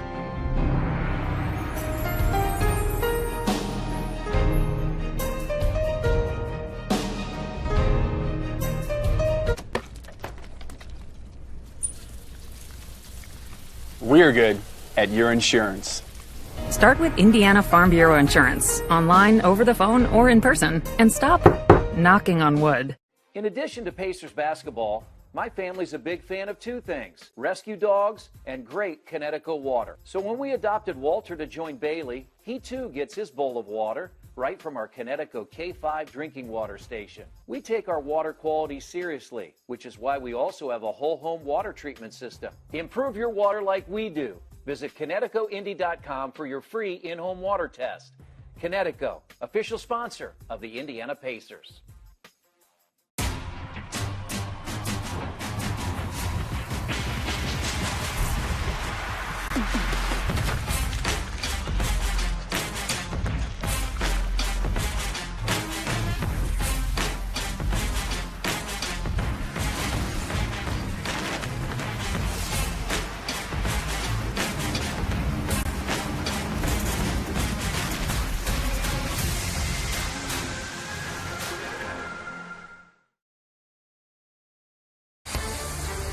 The 49th annual IHSAA Football State Finals are brought to you by the Indianapolis Colts, presenting sponsor of the IHSAA State Football Tournament. Indiana Farm Bureau Insurance, presenting broadcast sponsor of the IHSAA Champions Network. And by the following: Methodist Sports Medicine, the orthopedic specialists. Wilson Sporting Goods, the official ball of IHSAA Sports. Indiana Members Credit Union, keeping it simple. Franciscan Health, inspiring health. Menards, save big money on all your home improvement needs. Indiana Careers in Construction. Learn more about apprenticeship programs at builttosucceed.org. Ivy Tech Community College, proud sponsor of the IHSAA Sportsmanship Program. Reach your goal at Ivy Tech. And by Bally Sports Indiana, television broadcast home of the IHSAA Champions Network. It's the 2A state championship game. We are at halftime here in downtown Indianapolis, still scoreless. Defenses have ruled the day here to open up Saturday's action at Lucas Oil Stadium. Well, that wasn't the case yesterday. We had plenty of scoring in our 1A, our 3A, and our 5A state championship games. As we take a look back at the Friday that was, and a terrific opener in the 1A state championship game as Adams Central got up 21-7 and Lutheran came storming back. A rushing touchdown from Pash, a receiving touchdown from Jake Pash. They would go up one score until Blake Hirely from Adams Central would tie the game, and with it tied, Montez Clay, his 65th touchdown of the year, would help propel Lutheran to a state championship, the first in program history. Then over in the 3A game, the game that had the most points of the day, Gibson Southern and Brebeuf, and it was Brebeuf who got started early. In fact, they would lead at 14-0 after this touchdown pass. The defense got going here with a safety to make it 16-7 Brebeuf. But another key score just before the half. This is Rory Helsey. And then that Gibson Southern offense was cooking in the second half. Purdue commit Brady Allen connects here with Braden Malone, and Gibson Southern wins it in 3A, 45-35. And then over to Class 5A, Cathedral and Zionsville, a rematch of last year. And as this day would turn out, the team that scored first would lose all 3 games. Cathedral on the comeback here is Peter Pastorino with the touchdown grab. Michael Page on the end around. Zionsville trying to get back in this one. Trey Firestone with a 30-yard touchdown grab. But Daniel Hughes puts this one away for Cathedral. They win their 2nd straight state championship. They do it in Class 5A. That was the nightcap on Friday night. And we are thrilled to be joined here now by Robert Falcons, who is assistant commissioner. Well, we saw a lot of highlights on Friday. What were your major takeaways from a terrific first day of football? Just wow. Just absolutely wow. We had 80 points scored in that Gibson Southern, and it was just a lot of fun yesterday. It was a long day for those of us who were working, but the folks who were here, it had to be a lot of fun to see so much action and so much talent on the field.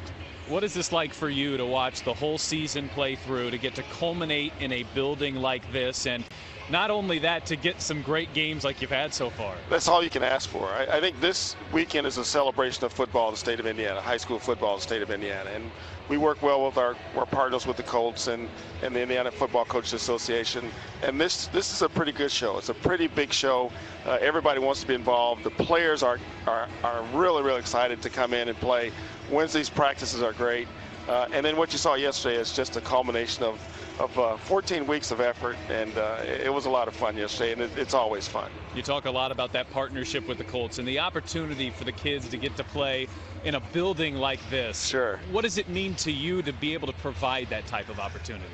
This drives us. We work at this. We'll begin in January planning for next year, and we'll start with the coaches and the officials and then the administrators, and we'll get everybody involved in this. And we have the rules writing in January, and so it's a long and involved process. And we're here today, and one of the things is all the officials sitting back here in this south end zone, they're critiquing the officials on the field because that's the only game right now. So we work at this all year long, and when we get to that Thanksgiving weekend, it's a lot of fun, and everybody's at their best. The first day of the first game of the day is always kind of a unique dynamic because it starts here early and everybody's kind of looking forward to a full day of football. What are you most looking forward to here today? Well, I worry about getting the footballs, 2 teams, 5 referees, and once they're here, I'm happy. We're going to kick off and play some football. It's all the behind-the-scenes stuff comes to fruition when we kick that football off, and that's the best part of it for me, that first kickoff of the day. Well, it certainly has come to fruition so far. Congratulations. I know still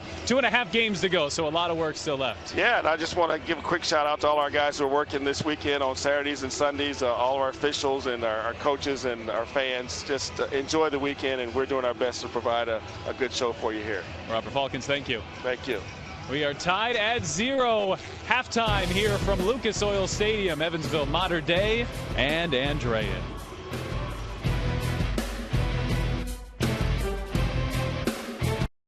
I'm Matt Wolford, president of the IHSAA Foundation, and we need your help. We need your help so the youth of our community can develop advanced leadership skills. We need your help giving high school administrators and coaches the instruction and insight they need to be better role models and teachers. To learn more or to make a tax-deductible contribution, go to ihsaafoundation.org. You'll not only be contributing to the foundation of the IHSAA, you'll be contributing to the foundation of our community.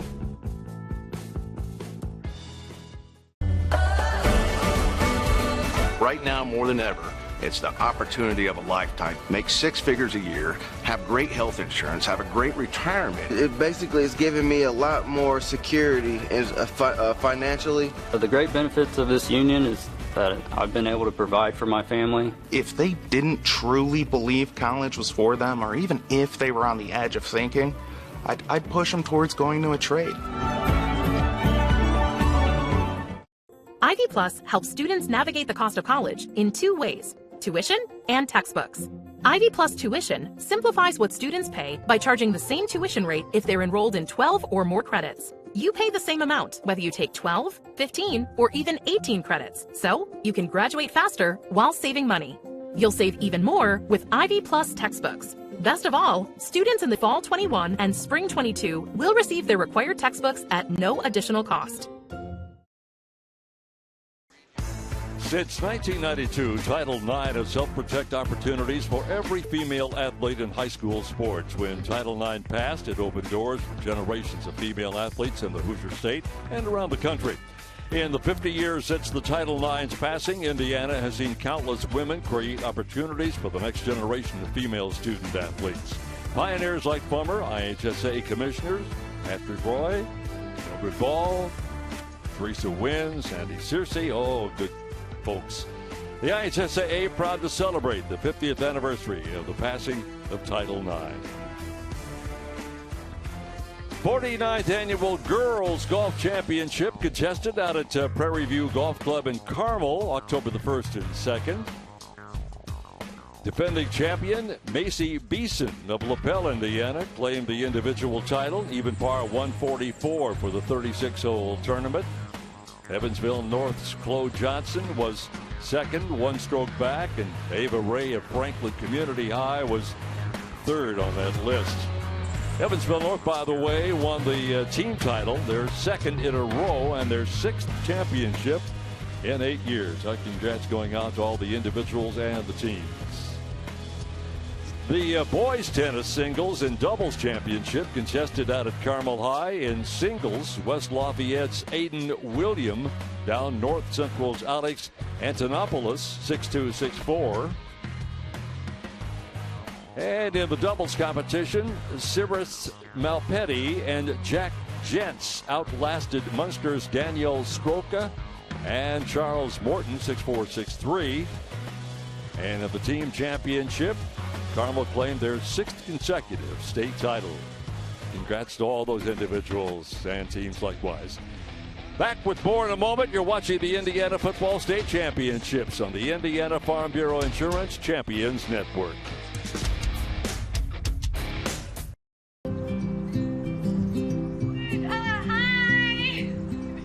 You're good at making big announcements.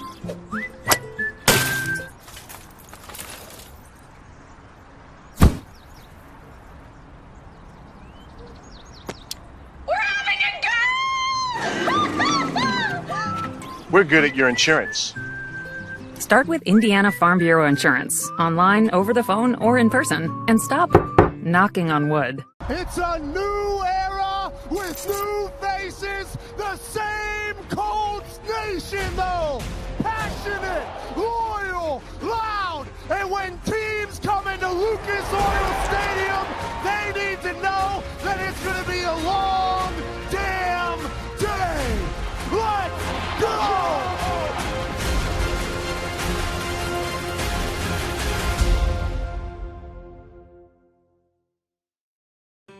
Inspired by touch, by play, by listening and laughter. Inspired by family gatherings and one-on-one conversations. Inspired by long walks, long lives, and lives simply lived well. Inspired by compassion, by healing, by grace and strength. What inspires us at Franciscan Health is you. Franciscan Health, inspiring health. This telecast is copyrighted by the Indiana High School Athletic Association for the private use of our audience. Any other use of the telecast or any pictures, videos, and audio without the express written permission of the IHSAA is prohibited. Fans, let's take a look now at the Methodist Sports Medicine first half highlights. Methodist Sports Medicine, the official sports medicine provider to the Indiana High School Athletic Association. Jan, a lot of defensive highlights here, buddy. Well, I tell you, they flat out got after it. Both these quarterbacks took a lot of shots, but I tell you, just as you've seen in a lot of these pictures, there's just nowhere to throw the football on top of the pressure getting to the quarterback. I tell you what's going to happen, and I think we're going to see here in this second half. You got to do something big to offset this pressure. Pressure. You're going to see. I think you're going to start maybe see some more draws, some more screen plays. Maybe don't go on the first count. Go on the second count. I'll tell you, I haven't seen defense with this type of pressure in a long time on both sides of the field. Well, I have a feeling, Jen, we're going to take a look at the Herff Jones halftime stats, and they're going to be defensive-minded also. Yeah, no doubt about it. Passing yardage is something we thought we would see a lot of, and it's just not there. Turnovers, and that's a result of the pressure. Penalties really not that bad. It felt like at times, you know, when they had a penalty, it was just very crucial. But you can see the sacks. Boy, I'll tell you, that is outstanding defense. And I know we keep talking about it, but truly make that storyline for that first half was the defenses. You can paint it however you want, but it was the defenses. If you like a good football game, that's what we've got for you right now. And I'll tell you now, what that means is scoring, however it may come, will be huge. So it may take your thinking just a little bit different when you get a chance to score. Let's head down to the sideline again and Pat Boylan. With head coach Gable here, you said your biggest key was to keep them in front of you on the defensive side. Not only did you do that, but you kept them off the scoreboard. What enabled such a strong defensive first half? Well, I think the defensive scheme has been very strong. The boys have been executing really well, and there's no doubt Andrean has got a potent offense that they can score in any place. So we've got to continue with that execution, but our offense has got to get on track. They've got just a stellar defense, and we've had trouble just like they have. So in that respect, it's a great game. Are there adjustments you'll look to make to open up that passing game? Well, we hope to be able to change some things up. They're pretty hard to pass against with their defense, but we hope to find a couple of wrinkles that we might be able to utilize. Coach, thank you. Thank you. Back to you, Jen and Jerry. Interesting situation from the coach there, Jen. Every coach creates a scenario prior to the game, a game plan is what we're talking about. And you go out hoping to execute that game plan, both offensively and defensively. And you get a sense that these two coaches have had to kind of not throw it away, but readjust their think process in the first half or going into the second half of this game. Well, one of the things I thought he talked about, and I know it's the case, a lot of times you have to go into halftime and get your kids motivated. You're just not playing hard enough. You're not doing all those things. That wasn't the conversation, in my opinion, at this halftime at all. Those chalkboards were smoking in there, I think, trying to figure out what may work, what adjustments in a route, what can we do to, on these blitzes. Who can help pick up guy number 3, 4, and 5? Those were the conversations they were having at halftime. What adjustments can we make to slow the pressure or make some difference in our routes? Well, we are having a great game here at the True-Way, but there's more coming up. We have more championship football after this contest. At 3:30 this afternoon, the 4A championship. Mount Vernon and Northridge will go after each other. And then we will finish off the weekend with the number 2 Westfield and number 1 Center Grove in the 6A championship game at 7 o'clock. Catch all the action right here on Valley Sports Indiana. If you have not seen Westfield and you have not seen Center Grove, they are 2 of the top teams you're ever going to witness in high school football. That should be a terrific game in the 6A title matchup tonight. Well, Jan, let me, while I've got a second here, I acknowledge the officials, Jason Ferguson, Zachary Watson, Timothy Cartwright, Randall Zoman, and Dan Morgan are working this 2A game today. I always like to give them. Absolutely. Because it's quite an honor for them, too. It is. They're voted on, I believe, by the coaches, and that's who's decided to be here in the officials. And I thought every game yesterday was outstanding. They let the kids play. When something needs to be called, they call it. But it's just not all about yellow flags. And these guys have done an excellent job in this football game so far. All right, Mater Dei, John, is going to get the football to begin the second half. And you just heard the coach talking about what he wanted to do. He still wants to throw the football. But it ain't easy out there right now. No, it's not. Well, when it's your bread and butter, you just can't abandon it. I think they'll do some passing that may mimic almost running, if you will. Some more stuff out of the backfield. Some quick outs in the flats. Just trying to do some different things to put a wrinkle in their passing offense. You saw Bryce Humphrey heading deep. He averages about 18 points per kickoff return. Eli McDermott also on the return team for kickoffs. Averages almost 22. He had a 96-yarder earlier this year, by the way. So here comes the opening kickoff to begin the second half. Mater Dei will not return this. It'll go into the end zone for the automatic touchback. And Mater Dei will get the football at the 20-yard line. Well, I think one of the other things that was talked about, guys, we've got to be able to stay on the field. So you've got to finish drives. And I think the other key here, Bake, is first down. Get yourself where your playbook can open up. And you can only do that by being productive on first down, where second and third down are not needed for those long passes all the time. Yeah, there were not a lot of first downs in that first half. Well, first downs, 5 for each team, and that's not a lot in the first half. For Mater Dei, Wunderlich, by the way, was 6 of 19 for 42 yards. Ballantyne was 12 of 18 for 50 in what we thought would be an offensive shootout. So here we go now. Mater Dei with the football. Here's the handoff of the running game up the middle. A gain of about 4 yards this time. Joey Pierre. And so far they're going to make that run game work. Tackle made by Drayk Bowen, who's working both sides of the line of scrimmage.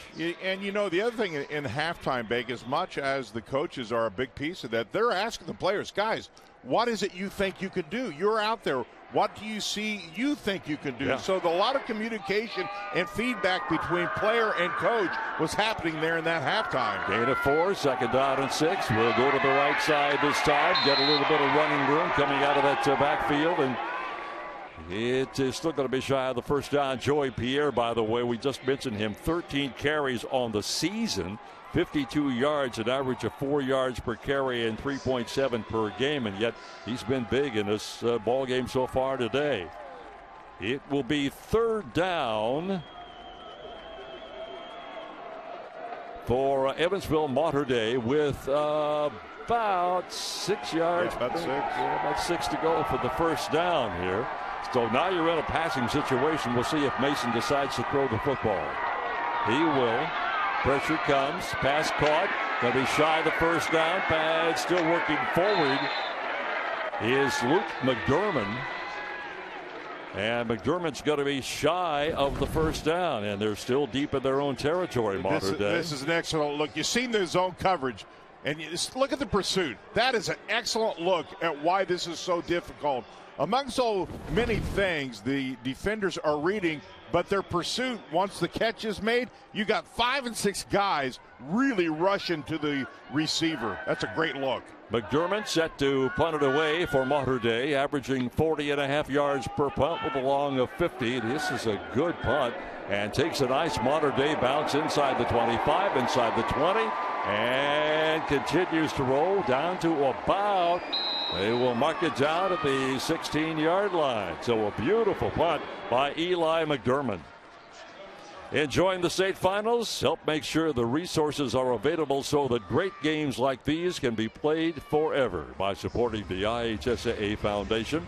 Go to IHSAAfoundation.org and make a tax-free contribution today. I tell you, a punt like that in a game like that is huge.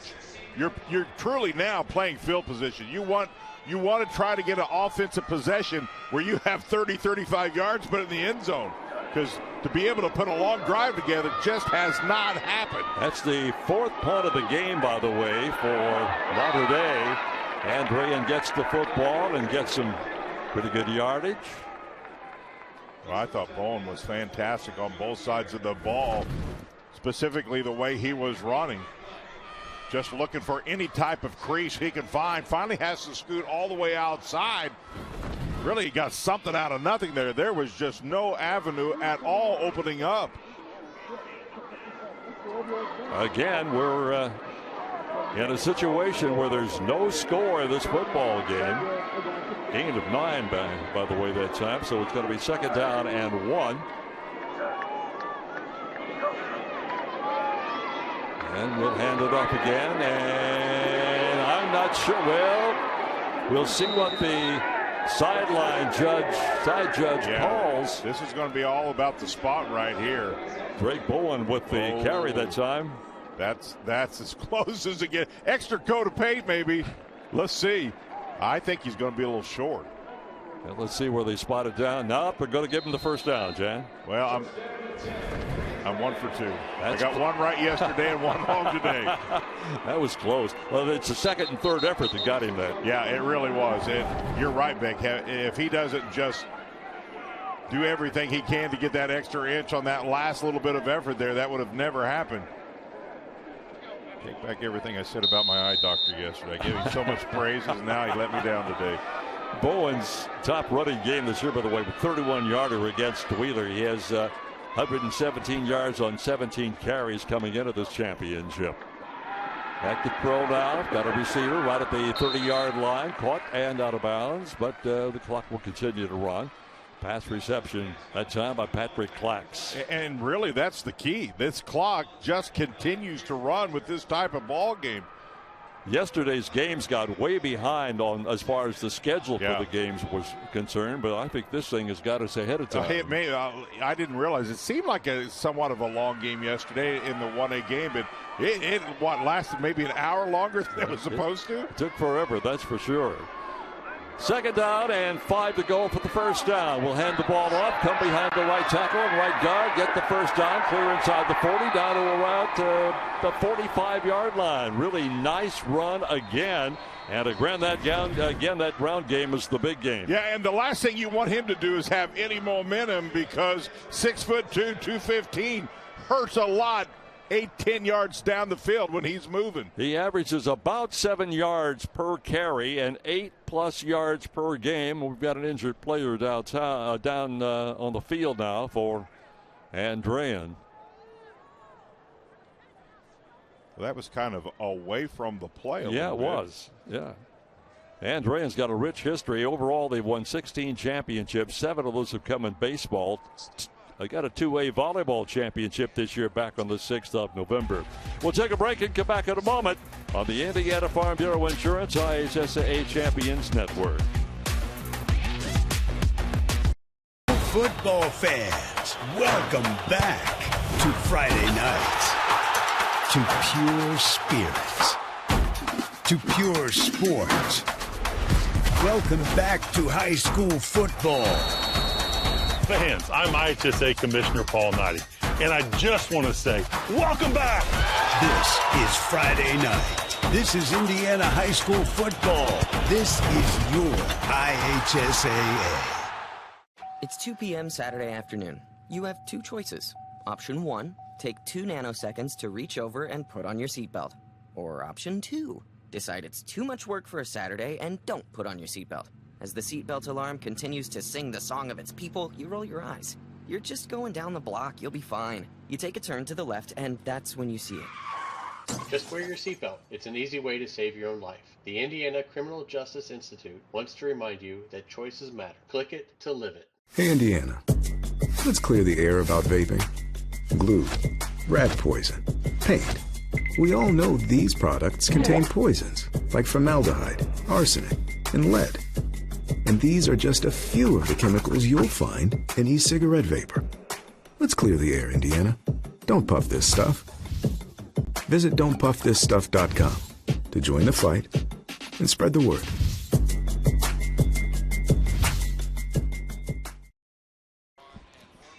The injured player for Andrean was Alonzo Paul, one of their top receivers. You see him on the sideline getting some treatment from the staff, and we'll hope that he's okay and gets back in there because they need him desperately.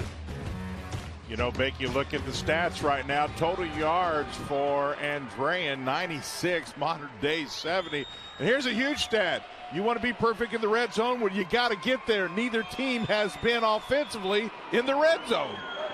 Well, they're going to be at the 45-yard line right now, Chad, on the first down and 10. Second first down of the drive, by the way. 8:20 to go in the opening moments of this third quarter, and brought down right at the line of scrimmage, and another real nice defensive play by Tyler Martin. Well, you mentioned Tyler Martin's name multiple times, a senior 6'2", 190 among so many other very good players defensively. He has been all over the place, and I've mentioned multiple times, I cannot say it enough, how quick these linebackers are. Interesting, Chad. Evansville Mater Dei and Andrean both have one significant game I want to talk about. We get an opportunity here. Here's Andrean back to throw. Got a little more time this time and got the receiver inside the 30. And brought down at about the 24 or 5 yard line. A really good throw and a catch by Robbie Ballantyne. Yes, sir. Ballantyne to Ballantyne, one of the few times that someone has actually got separation and got behind a defender. And his brother was able to put it right on the money, and the key was he was able to have time. The big guys up front were the key on this because he had all day to throw this football. Andrean's had 2 300-yard passing games, 336 against Kankakee Valley, 326 against Wheeler. But the interesting thing about that Wheeler game, and we'll get to that in a second here, this time we'll put it on the ground and be brought down behind the line of scrimmage. After they beat Wheeler 44-6, Jan, and they passed for 326 yards. Against Rensselaer Central, they passed for 0 yards that is in the interesting. game. Absolutely. But they also rushed for 265 in that game again. And for Evansville Mater Dei, their big rushing game was 306 against third-ranked Linton Stockton. That's surprising because Linton Stockton's got a really good football team. Their top rushing game was 343. They had one game against Evansville Memorial back on the 10th of September, a 4A club, by the way, where they rushed for -8 yards in the game. You wouldn't think these ball clubs ever have any trouble rushing the football the way they've been putting on today. Trying to pick up yardage again, overthrew the intended receiver. Ball, they had him down there inside the touchdown territory. The pass was over the head of Robbie again. And Big, just so you can at least think that I did some homework for you. Neither one of these ball clubs during the regular season played a 2A ball club. Did you know that? Yeah, that was they both had tough schedules. Yeah, here's the pass, pretty well defended, and that's what gets you to this level when you can schedule the toughest of tough. And not saying the 2A is not tough, but they were playing both these ball clubs 3, 4, and 5A opponents all the regular season. Andrean's losses came to a 6A, a 4A, and an out-of-state school that was a very good team this year, by the way. Rolling now on 3rd down and 11, and he is caught, but was he inbounds? No, out of bounds. So it'll go down as an incomplete pass. Andrean played 2 6A teams, 1 5A team, and 5 4A schools. Let's take a look at this again. Let's see if he gets this big. Oh, my, that's... Well, he didn't have control of it exactly. I don't think so. I think that's a good call. Mater Dei had 7 games in which they rushed for under 10 of 100 yards. Their 2 losses were to 4A teams. They played number 2 5A teams, 5 4A teams, and 2 3A schools. Now we'll get a field goal attempt from 34, a 44-yarder, and it is blocked and picked up by Mater Dei and rushed out of bounds. Oh, my. You talking about pressure, and even on the field goal, the teams are struggling to get anything off because of the quickness and the pressure. Unbelievable. I tell you, I think it was this young man right here in your picture that made the difference. Let's see if it was number 26, Turner. I believe it was. He was at least one of those. Well, that just shows you, Jen, how tough. A couple guys in there. Might have been Adler as well. It's going to be tough to score in this football game. From the 31, they're firing on first. It's caught in. The shoestring tackle stops a touchdown on the long pass to Eli McDermott. Now we're going. How about McDermott? Boy, what a catch this was. Take a look at it. Great shot right here. One-on-one coverage. This pass was absolutely perfect. Key was big. He got some separation. Let's take a look at it from the other camera. And the key right here was he was able to get just enough separation, and that pass could not have been placed any better. Well, that's the biggest play of the game so far for Mater Dei as they begin this drive. I feel like somebody just hit a home run. That's you're right. That's the longest thing we've seen all day. First down and 10 from the 44, and drug out of bounds on a little flare pass out to the near side. And the pass caught by Joey Pierre. I think it's fair to say that perhaps Mater Dei has now found a little momentum. Here's a pass out into the flats. And now you're just going to try to chip away here Antonio Barnes on the coverage that time. Coverage wasn't all that bad. Man, was that long pass beautiful. So Wunderlich now will set up at the 27-yard line. Here's the inside handoff, and should be good enough. That it is good enough for the first down. Yep. Another first down for Modern Day. Now they're starting to get surges of 3 to 4 yards, Bake. Joey Pierre again. We assumed that on the ground he'd be one of the key guys they would go to, along with Drake Brown. I'll check it along with Eli McDermott and that's only seventh first down for Modern Day. This time he's going to be stacked up behind the line of scrimmage. He's going to lose a yard and a half. All kinds of white jerseys in there on top of him that time. One of the guys in there, number 26. Now, Beck, you've heard this term defensively. You bend a little bit, but don't break. Now, Andreans give up some big plays here, but they have been stellar down near the red zone. Let's see if they can tighten up their defense. Modern Day clearly has some momentum. Ken, it's only, it's like 4 minutes to go in the third quarter of this fast game. Up on the ground again, and running room, heading out to the end zone for the touchdown. On the quarterback keep, Mason Wunderlich.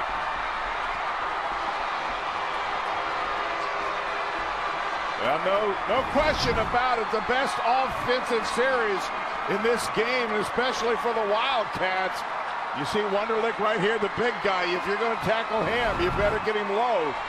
Well, Jan, you mentioned these quarterbacks got good size on them. So Wunderlich gets him into the end zone, and now the all-important point after.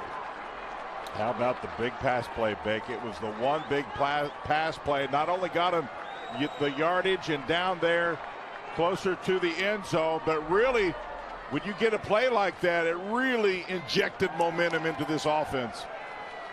An injured player on the field for Andrean, Rob Gonzalez. Let's hope he's okay. Well, Jan, the way this game is going, anybody that scores first is in total command of the football game for the moment anyway. Any score at all. Now the question will be, and you know the other thing that you see so much of the time, after a team's offense scores, it feeds over to the defense. We'll see if that happens for the Wildcats. And Andrean, can and will they answer the bell here to come back? 22 yards on that play, by the way. Wow, no question for me. That pass play, at least for now, is the play of the game. That was perfection. He had plenty of time through that thing. And I'll tell you, if it weren't for a shoestring tackle, that almost went for 6. But they're still able to finish the deal here and get the first score of this ball game. 3:40 left in the third period of play. Still plenty of time, but the way this game has been going, and Jen, we thought at the end of the first half when Andrean was on that really good drive, as we see the injured player taking off the field, we thought that drive might swing things, and then the fumble recovery. So we go to halftime with no score, and now this is a big score in this game. Well, I think if you're Andrean, and we've seen this a lot too, you know, all of a sudden you're going to have a little more sense of urgency offensively, and not that they've played bad, but now, while you're still way in this ball game, let's see how they handle it and how they come out offensively. So Rob is off the field. He's okay. Here comes the point after. And it is blocked. Oh, my goodness. Big, I'm not sure I've seen this much pressure in a football game in a long time. Well, we're going to break and come back at 6-0 now. Watching football, high school wise, of the Indiana Farm Bureau Insurance Champions Network.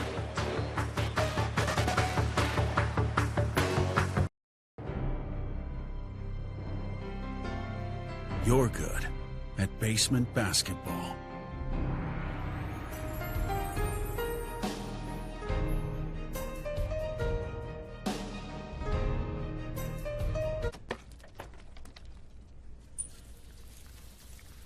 We're good at your insurance. Start with Indiana Farm Bureau Insurance, online, over the phone, or in person, and stop knocking on wood. In addition to Pacers basketball, My family's a big fan of two things, rescue dogs and great Connecticut water. So when we adopted Walter to join Bailey, he too gets his bowl of water right from our Connecticut K5 drinking water station. We take our water quality seriously, which is why we also have a whole home water treatment system. Improve your water like we do. Visit ConnecticutIndy.com for your free in-home water test. Connecticut, official sponsor of the Indiana Pacers.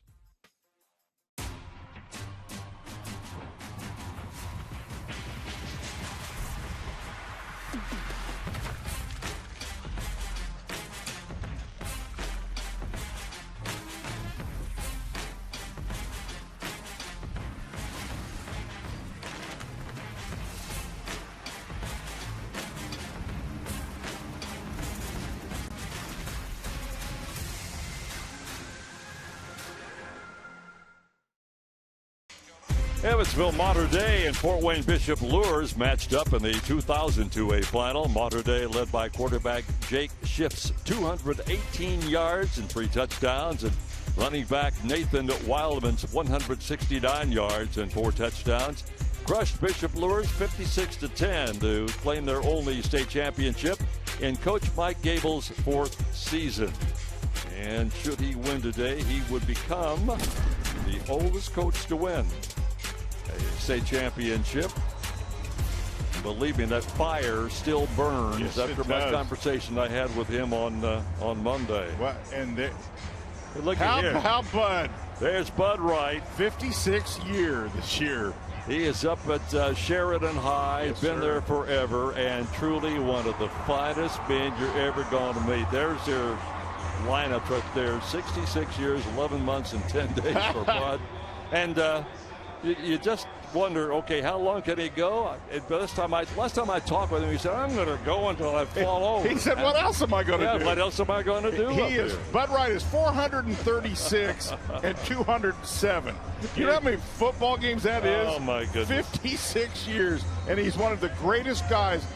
You can sit down and talk to him, but Bake, and he knows every snap of every play he's ever coached in. We could start out with one question. Hey, Bud, tell me about your career, and that's the last question we would need. Oh, that's funny. What a super guy. And every year he thinks he's got Sheridan lined up to win a championship. He will always say, hey, I think we got a state run in us. We got it, boy.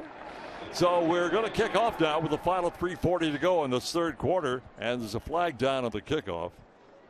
Well, this has been some kind of a game. This is going to be a procedure call against the kicking team. And I think I've got this right. Go back Coach, 5 yards and re-kick. Yeah, re-kick the football. Coach Goebel, I believe, is the 7th winningest coach, active coach right now in high school football. I believe that's correct. Wow. Can you imagine the young men they've been able to touch during their careers? It's amazing. Yes, he is.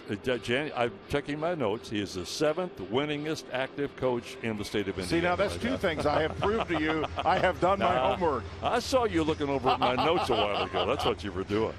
Can you imagine coaching that many years? Wow, and the number of young men you've touched. And, of course, with Mike Gable, his wrestling. Oh, yeah. On top of that. Oh, yeah. His history there is phenomenal. And just great men. Yeah. Great men. All right, we're going to kick it off again after a 5-yard penalty. Somebody got off sides. What's happened on that opening kickoff? Third quarter, 3 minutes, 40 seconds to go in a low-scoring game, which we did not anticipate. We thought, Jan and I both, with these two quarterbacks having thrown for a combined 5,000 yards, we thought this would be a high-scoring game. Not the case. Pretty good return on the kickoff, getting it up to about the 48-yard line, and Andrean will have the football in good field position. Well, the thing you want to do is to try to any way you can to take some of this momentum that was gained by that score by Evansville Mater Dei. And the best thing you can do to counter that if you're Andrean is to put a drive together. If you can score, that's exactly what you want to do. But put a drive together, get your offense with confidence, and get her rolling. You saw Drayk Bowen setting up in the backfield as the lone running back behind the quarterback, Valentine. We got another flag flying all of a sudden. Dead ball. False start on the offense. 5-yard penalty. Still first down. Move it back 5. Jan, one issue that we could comment on here is what we're seeing with the quickness of this game is being played. You are not going to get the ball very many times. That's exactly right. In other words, if you get it more than 2 times in the quarter, that might be something. That's a great point, because you're only going to have so many offensive series left in this ballgame. That's an excellent point. Back it up 5, make it first down at 15. This time for the 42-yard line. And the pass will be overthrown, and we may have a penalty marker coming up on Bryce Humphrey. That's the general area where they threw the flag. The pass intended for Patrick Clax. A lot of contact during that cut by the receiver. Let's wait for the official call here. I'm pretty sure that's what it's going to be. That'll be a 15-yarder and a first down. Pass interference, defense. Yep. This 15-yard penalty be enough for a first down.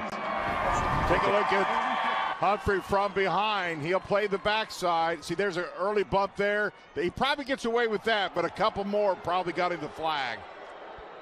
So they will advance it some 15 yards and mark it across midfield down to the 43 of Mater Dei. First down and 10. And Mater Dei jumps. That's one of those things I was talking about. Quick snap counts. That's one ingredient you can use to slow down, pressuring defenses. Quick snap counts, longer snap counts. Those are things that you talked about at halftime. Here are some things that we could do to slow that defense down. Because when you go on the first snap count all the time, guess what the defense does? Yeah, they're timing to that. They're focused in on that first snap count. So here we go on a first down and 5, and right back to the line of scrimmage, and nothing. And there's about 5 jerseys that bring him down. Let's head down to the sideline for an injury update. Here's Pat Boylan. On the last Andrean drive, you saw a receiver, Alonzo Paul Jr., leave the field. It is a right Achilles right heel injury for Paul. He got that right foot taped up pretty heavily, and he's been running up and down the sidelines trying to stretch it out, but still evidently in some pain. He did say he was going to try to get back into the game, but clearly in some pain and remains on the sideline. Well, that's sad, Pat. Good job down there. That Achilles could just really be a problem. Here's the pass in the flat of the far side. It is caught. Good enough for a first down. Once again, they're going out of the backfield to Drayk Bowen. Boy, he has played, as we've mentioned multiple times, on both sides of the field, defense and offense. And I think we're going to see him down the stretch, especially as they get closer to this end zone, because when he gets in that open field, he is a handful to bring down. You think he'll be any good up in South Bend? He's heading up to Notre Dame. Yes, he's a big-time recruit, has been. And first of all, his football IQ is off the charts. Second, he's big. Third, he's incredibly strong. So another first down, second one of the drive. First down and 10 now. They'll take it right straight up the middle and get the break free. This is Brown. It's Bowen, and he's going to be into the end zone. And what we just talked about, Peg. Yep. A little more sense of urgency out of the fighting 59ers. Their offense really got going, and it was led by this big guy right here. Did he run well and hard? Yes, he did. Give that front line all kinds of credit, because he literally was not touched a couple times during those running plays. That's his 16th rushing touchdown of the year. And now the all-important point after. And he gets the sideline reward. The belt. Here comes the PAT, and boy, is this important. It is, because the other one was blocked. Nicholas Tobar, and he got it.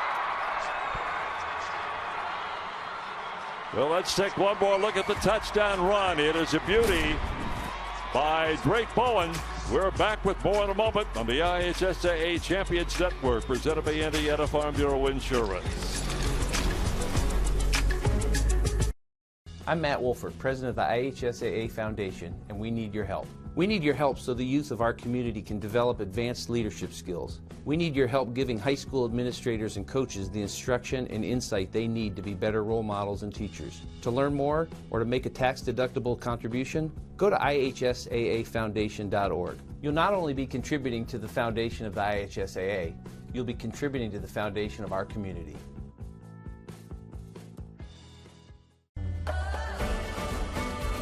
Right now, more than ever, it's the opportunity of a lifetime. Make 6 figures a year, have great health insurance, have a great retirement. It basically is giving me a lot more security financially. The great benefits of this union is that I've been able to provide for my family. If they didn't truly believe college was for them, or even if they were on the edge of thinking, I'd push them towards going to a trade. Ivy Plus helps students navigate the cost of college in 2 ways: tuition and textbooks. Ivy Plus tuition simplifies what students pay by charging the same tuition rate if they're enrolled in 12 or more credits. You pay the same amount whether you take 12, 15, or even 18 credits, so you can graduate faster while saving money. You'll save even more with Ivy Plus textbooks. Best of all, students in the fall 21 and spring 22 will receive their required textbooks at no additional cost. The IHSAA would also like to thank the Indiana Pacers and Indiana Fever, proud to support Indiana's game at all levels. Connecticut, life is better with Connecticut water. Herf Jones, a varsity achievement brand. Sharp Business Systems, saluting great athletes and even better students. Dellin Automotive, discover the Dellin difference. And Sport Graphics, turning our creativity and experience into your results. A 29-yard rushing touchdown for Drayk Bowen. PAT was good, 7-6 your score with 2:13 to go now in the third quarter of this game. And while I'm thinking about it, Jen, I want to wish the Colts best luck tomorrow. Yes, sir. They beat the Holy Jabbers out of Buffalo last week on the road, and we got those nasty Tampa Bay Buccaneers coming to town tomorrow. I will be here. Well, you will be here. I have a ticket for my brother, bought me a ticket for the game, and so I will be here. But I want to thank Jim Irsay and all the Colts. You know, Yes. there's a lot of state championships throughout the United States, and not very many of them get to play in a facility like this. No, I'd say none of them get to play in a facility like this. And by the way, did he have an extra ticket? I don't know. Okay, well, could you check for me? All I know, mine was free. Here's the return out across the 20 to about the 23-yard line. Now, Jan, with the clock showing 2:06 to go, time, I know we're in the third quarter. Don't misunderstand. I understand that. But time is a part of this football game right now. Well, it's going awful fast. And I tell you, now all of a sudden that extra point miss. I mean, here's Evansville Mater Dei with the first score. It looks like they got the lead, and they do. And now the missed extra point, and all of a sudden they're 1 point behind. Yeah, there's the rushing yardage so far in this football game. Ball spotted at the 23-yard line for Mater Dei. Throwing, got a little time, got a receiver wide open at the 47, and across midfield down to the other side of the 50-yard line, down to the 48-yard line. Good throw. Here you see an isolation. You get one receiver trying to get some defenders to go with him, then you send another receiver on the fly route. That's about a 30-yard pass, and that sets up good field position now for Mater Dei.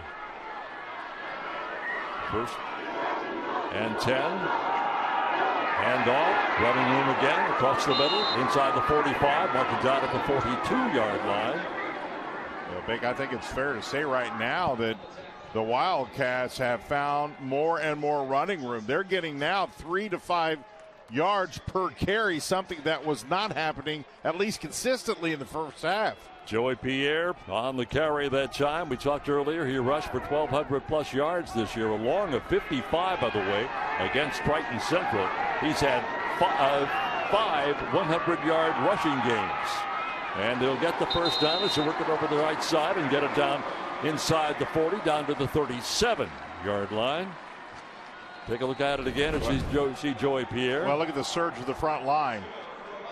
Absolutely phenomenal. When your front line, Bake, can surge like that, and you get 3 yards before you're ever touched, that's huge. Well, once again, they hand it off. This is Joey again. This time he gets stood up, and I saw flags fly, and I don't know. This may be.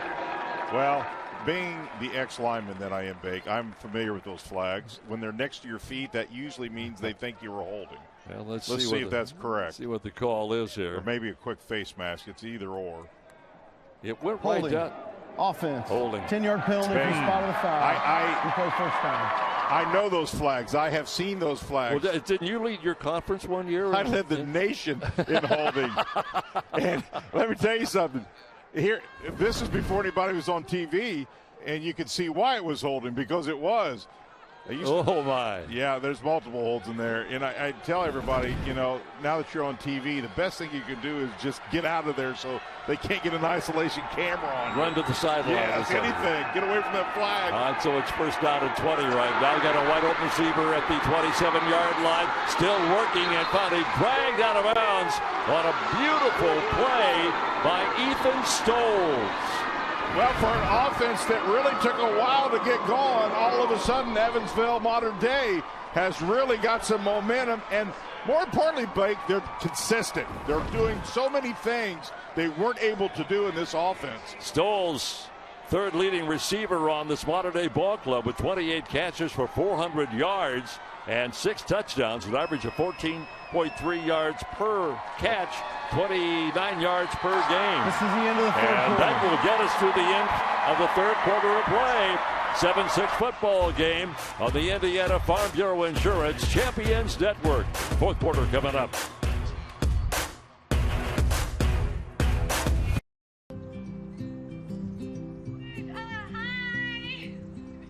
You're good at making big announcements.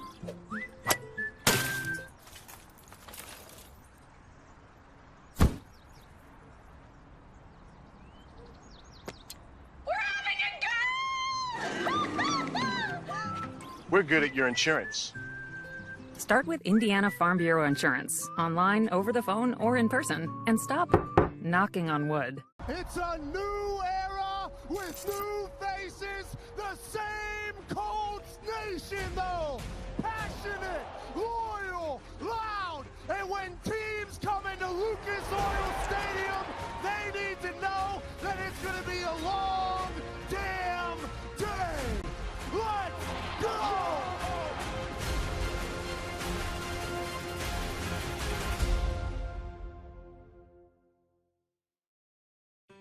Inspired by touch, by play, by listening and laughter.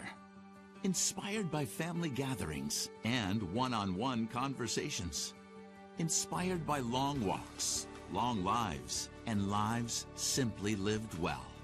Inspired by compassion, by healing, by grace and strength. What inspires us at Franciscan Health is you. Franciscan Health, inspiring health. 3 quarters in the books. Andrean holding on to a 1-point lead over Evansville Mater Dei here at Lucas Oil Stadium, 7-6. Each team with a touchdown. That extra point is the difference here so far. I'm Pat Boylan. Joining us now with the Colts is Mike Pryor, a man who knows a little bit about playing on a professional football field. You're now with the youth football commissioner. Can you take us through somebody in your position and what a day like today means to you? Oh, this is great to see these high school players out here playing the state championship game in the home of the Colts. It's just awesome. I couldn't believe this growing up. I grew up in Illinois, and it would have been a dream to go out and play in Soldier Field in high school. With your affiliation with the Colts and with youth football, to have a whole season like this kind of culminate in the way it is, can you describe how special it would be for one of these kids to be on this field? Oh, it's awesome. I mean, what we went through last year, we're lucky we were able to finish here, but this is excitement. This is something they're never going to forget. I go back to my high school days. I played a lot of football, 14 years in the league, and you know, some of the best days of football were these high school years with these guys you grew up with. every day in school, and you battled on the field. So this is an awesome experience for him. Well, Mike, thank you. We'll let you enjoy the fourth quarter. All right, you're welcome. Back to you. Well, he was some kind of a player, yes, too, I'll tell you that. That last reception by Stoles, by the way, was good for 29 yards. So Mater Dei is on a bit of a run right now, and they'll keep it on the ground and move it inside the 15 down to the 14-yard line. As the fourth quarter just getting underway, final 12 minutes of this Class 2A championship. We're delighted to have you alongside us. We got a full day of football for you, so stick around. The 4A and the 6A games will follow here on the IHSAA Champions Network and Valley Sports. I think you know how hard both these ball clubs have fought. You know the energy levels are starting to get a little tired here. You betcha.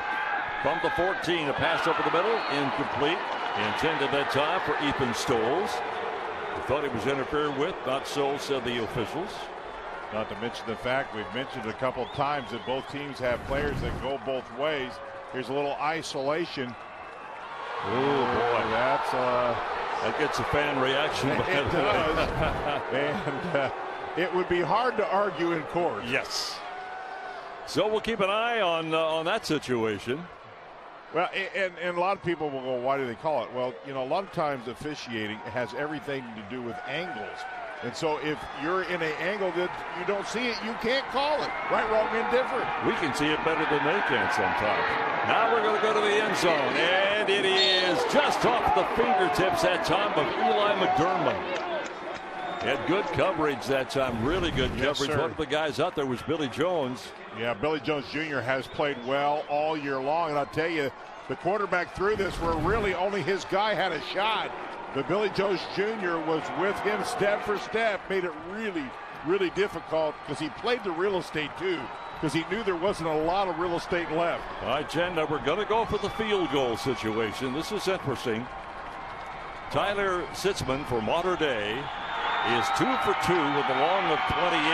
This would be spotted at the 20. This is a 30-yarder. It is up, and it looks good, and it is. So we will take a break as Mater Dei grabs the lead in the fourth quarter in the Indiana Farm Bureau Insurance Champions Network.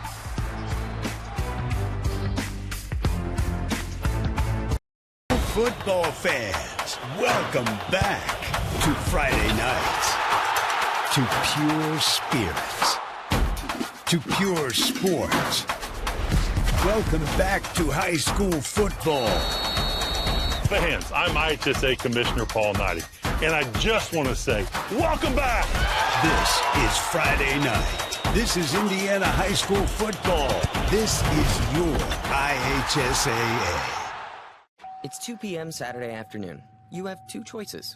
Option 1, take 2 nanoseconds to reach over and put on your seatbelt.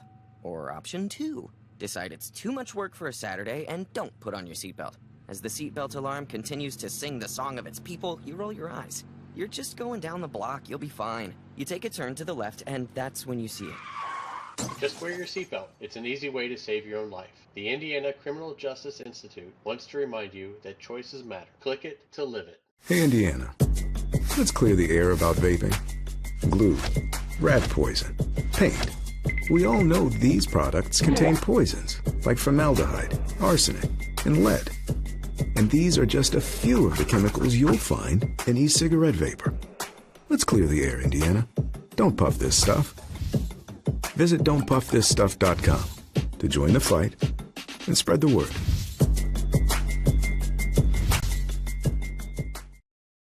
Camden Marks was credited with that 31-yard field goal to put Mater Dei back in front by a score of 9-7. You're good at being you. You've been you for years.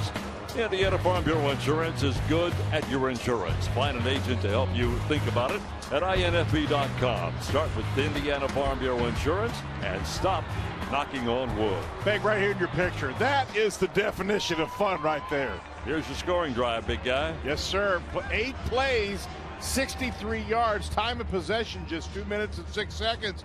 But all of a sudden, Mater Dei has got momentum, consistency, and they really have had in this second half with their offense. They scored in the third quarter at the 3:40 mark. Wunderlich, a 22-yard touchdown run. And now in the fourth quarter with 11:13 remaining, they're up in front 9-7 on that 31-yard Camden Marks field goal. And here we go. And let's not forget the last time that Evansville Mater Dei scored, Andrean said, wait a minute, not so fast. Let's see if they can do it again. From the 14-yard line. Straight up the middle, across the 30, 35, out to the 40, 43, 44-yard line. Really good return by Robert Ballantyne. Yeah, the big senior absolutely doing his part. And the more you can do to get your offense as good a field position as possible, the better. This is huge. Look where they're starting here. Yeah, they got terrific field position. They will spot the ball right at the 44. Last time they had the football, they began at the 48. So they've had pretty good field position throughout this football game. In fact, 3 times in the first half, they started drives in Mater Dei territory. Andrean with Ballantyne still at the quarterback spot. He has used Bowen at that running back position. They'll reset the H-back over to the right side of the offensive line. I think we're going to see a lot of Bowen. I do too. We're going to hand off this time over the left side and running down the sideline and out of bounds. And just as you called it, Jen, Drayk Bowen gets that. Drayk Bowen gets that first carry. Well, I'll tell you, he seems to be that runner that just gets better as time goes on. He reads as well as anybody. You see where he started to run? Little isolation over the first gap, nothing there, and he scoots outside, I think, as well as anybody. Well, 6'2", 215. That's a sign of a really good running back. Well, I understand that Alonzo Paul, who was injured in that third quarter, is back out on the field. That's good to see. Number one now for Andrean. That's great to see. 4 receptions already in this game today. First down and 10. Ballantyne throwing, going for a big run. Oh, what a catch! Run it at the 15-yard line. Big time catch. A great throw and a great catch by Patrick Clax. Big, how good a catch was that? Take a look at that. He reads. Man, he just absolutely seen the ball because it was a little underthrown, and he almost does a 360 and comes back and able to grab that. That's a T.Y. Hilton grab if I've ever seen one. I guess. Eli McDermott had good coverage on it. And so the ball is inside the 15 at the 14-yard line now with a first down and 10. 2 plays, 2 first downs, and look out from the 14-yard line down to the 2. Trying to reach out and get it, but it's not going to go quite that far. I'm telling you, if I'm in the secondary right now for Evansville Mater Dei, I do not want to receive this after 10 yards. That is a boatload. They've run 3 plays and had 3 first downs, and Bowen responsible for 2 of those 3, and it's going to be first and goal from the 2-yard line. Now, all of a sudden, in the second half, the offenses are starting to take control, but on the ground. It's Bowen, right side. He rambles in from 2 yards out. Man, you talk about determination. That was like a cannonball coming out of a cannon. You think you're going to stop this? Go right ahead. Wow. I told you. This game is far from over. Each team with knockout punches, but they just, for some reason, are able to stand right back up. Now the all-important point after again, as the scoreboard shows a 13-9 football game. Now all of a sudden the clock has started to slow down a little bit. We've got some scoring going on. They're going to go 2 going points. For 2. I love it. And Bowen will be in there. He's the tailback. Right at the 10-yard line. Handed off to Bowen. Working left side. They've got him, but he manages to back in with 3 Mater Dei defenders all over him. Talent, work ethic, weightlifting. Here's that 2-point conversion. We continue with fourth quarter play in a moment of the Indiana Farm Bureau Insurance Champions Network. 15-9 your score.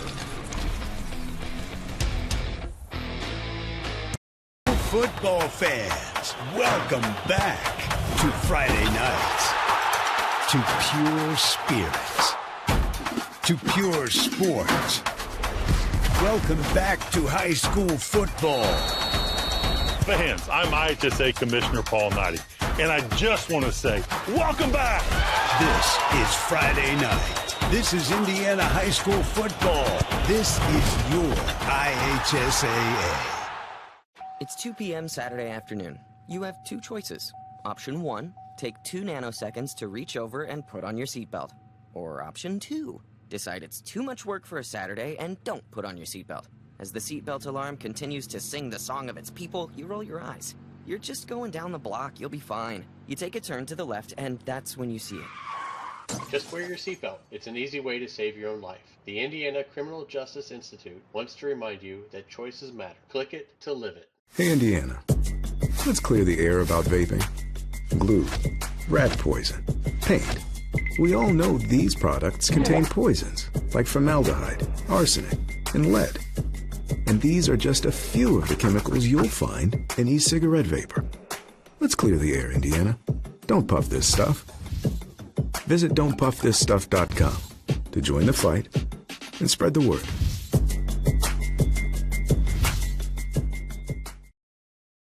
Andrean and Brabant Jesuit squared off in the 2013 3A championship. Trevor Berg put the 59ers on the board with a 37-yard touchdown run earlier in the game. Matt DeSoler hit Jamie Johnson, 43-yard TD pass as Andrean raced out to a 14-0 lead. Brabant would come back, and Andrea was clinging to a 28-7 lead when Donovan Chandler's pick six put the 59ers up by 8. And then Brabant's Hail Mary was just out of reach. And Andrean claimed its second state championship in a thriller. Final was 35-27. And when I talked yesterday with the head coach of Andrean, Chris Kenner, he never mentioned this, but he was a member of that 2004 state championship game. There you see his numbers in his 6th year at the school. Jen, let's check on some quarterbacking numbers here. I'm not sure we've kept up with this. Valentine, 15 of 23 for 115 yards, and Wunderlich, 11 of 26, 144. Those are numbers that are important, but the big one's on the scoreboard right now. Well, it really is. And how about Mr. Bowen? 17 carries, 131 yards. Here's a key stat: 7.7 yards per carry now good for him. Bowen has both the touchdowns today. Back at the 2:13 mark in the third, rush from 29, and here in the fourth quarter, rush from 2 yards out. And now a critical possession by Evansville Mater Dei. This one will go, I think it went into the end zone. Yeah, if it didn't, it's a penalty, but I think they're going to call it a touchback. So Mater Dei will get it with 9 minutes and 52 seconds to go. Now that sounds like a long time, but when you're running the ball like they are, both teams, you might not get the ball back if you give it up. It puts a lot of pressure when you're behind. It's your turn. Can you answer the bell and get points on the scoreboard? Because if you don't, and to your point, hand the football back, it's rough, and it scores only 15-9. It makes it feel like it's a lot bigger gap than that, but time is slowly going away here in this football game. From the 20-yard line, here comes Evansville Mater Dei. The offensive unit sets up with wideouts to the left side of the offense and right side. Mater Dei. And Mater Dei wants to take a timeout. Mike Gable, the head coach, saw something he was not happy with and calls a very quick timeout. The Mater Dei scoring came in the third quarter at the 3:40 mark. Wunderlich from 22 yards out, but they missed the point after, and that's had significant effect on the ball club. And then at the 11:13 mark of the fourth, 31-yard field goal from Marks.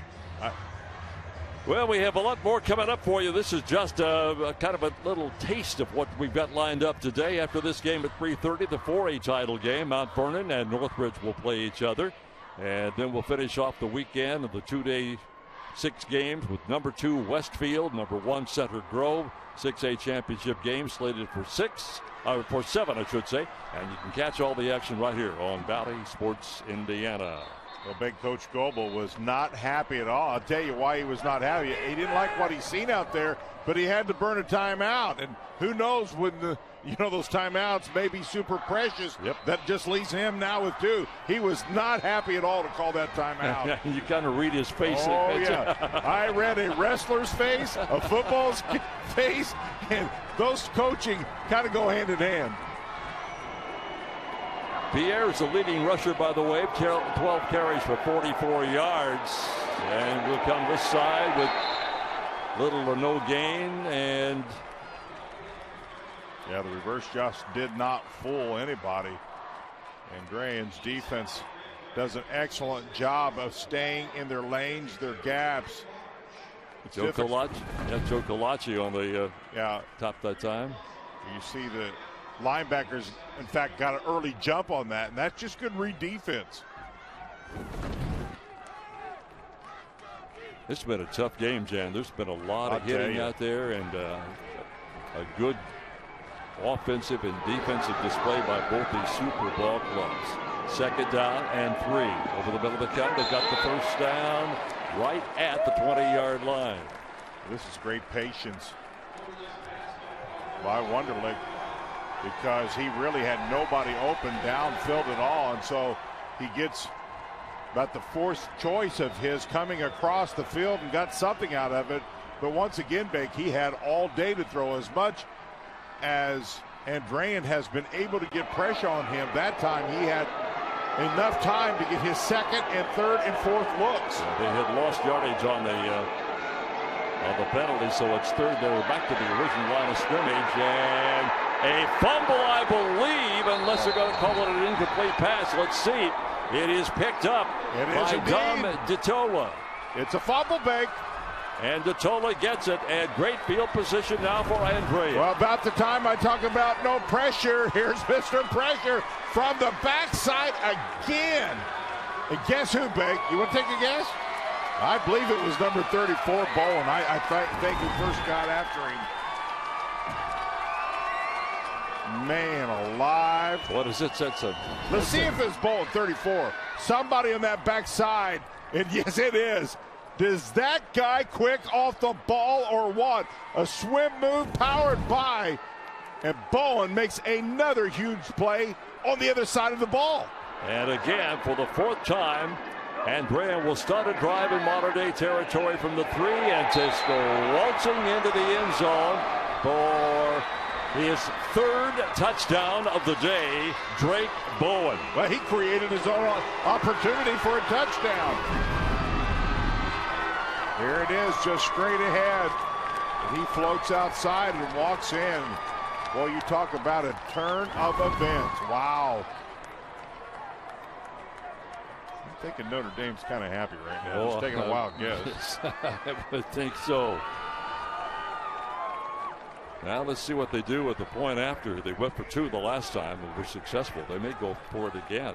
In fact, they don't kick a lot of extra points. Yeah, they're going to go. They're going to keep it on the ground. And Bowen will be set up at the tailback spot. And he will not get it, but the snap is fumbled, so that turns into a negative, if you will. That'll make it a 21-9 game. One more time, Dad. Take one more look at this. We're back in a moment on the IHSAA Champions Network, presented by Indiana Farm Bureau Insurance.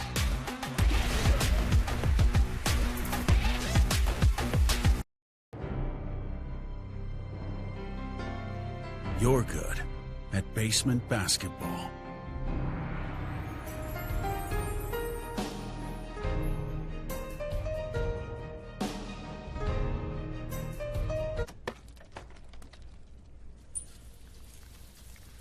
We're good at your insurance. Start with Indiana Farm Bureau Insurance, online, over the phone, or in person, and stop knocking on wood. In addition to Pacers basketball, my family's a big fan of 2 things: rescue dogs and great Connecticut water. So when we adopted Walter to join Bailey, he too gets his bowl of water right from our Connecticut K5 drinking water station. We take our water quality seriously, which is why we also have a whole home water treatment system. Improve your water like we do Visit ConnecticutIndy.com for your free in-home water test. Connecticut, official sponsor of the Indiana Pacers.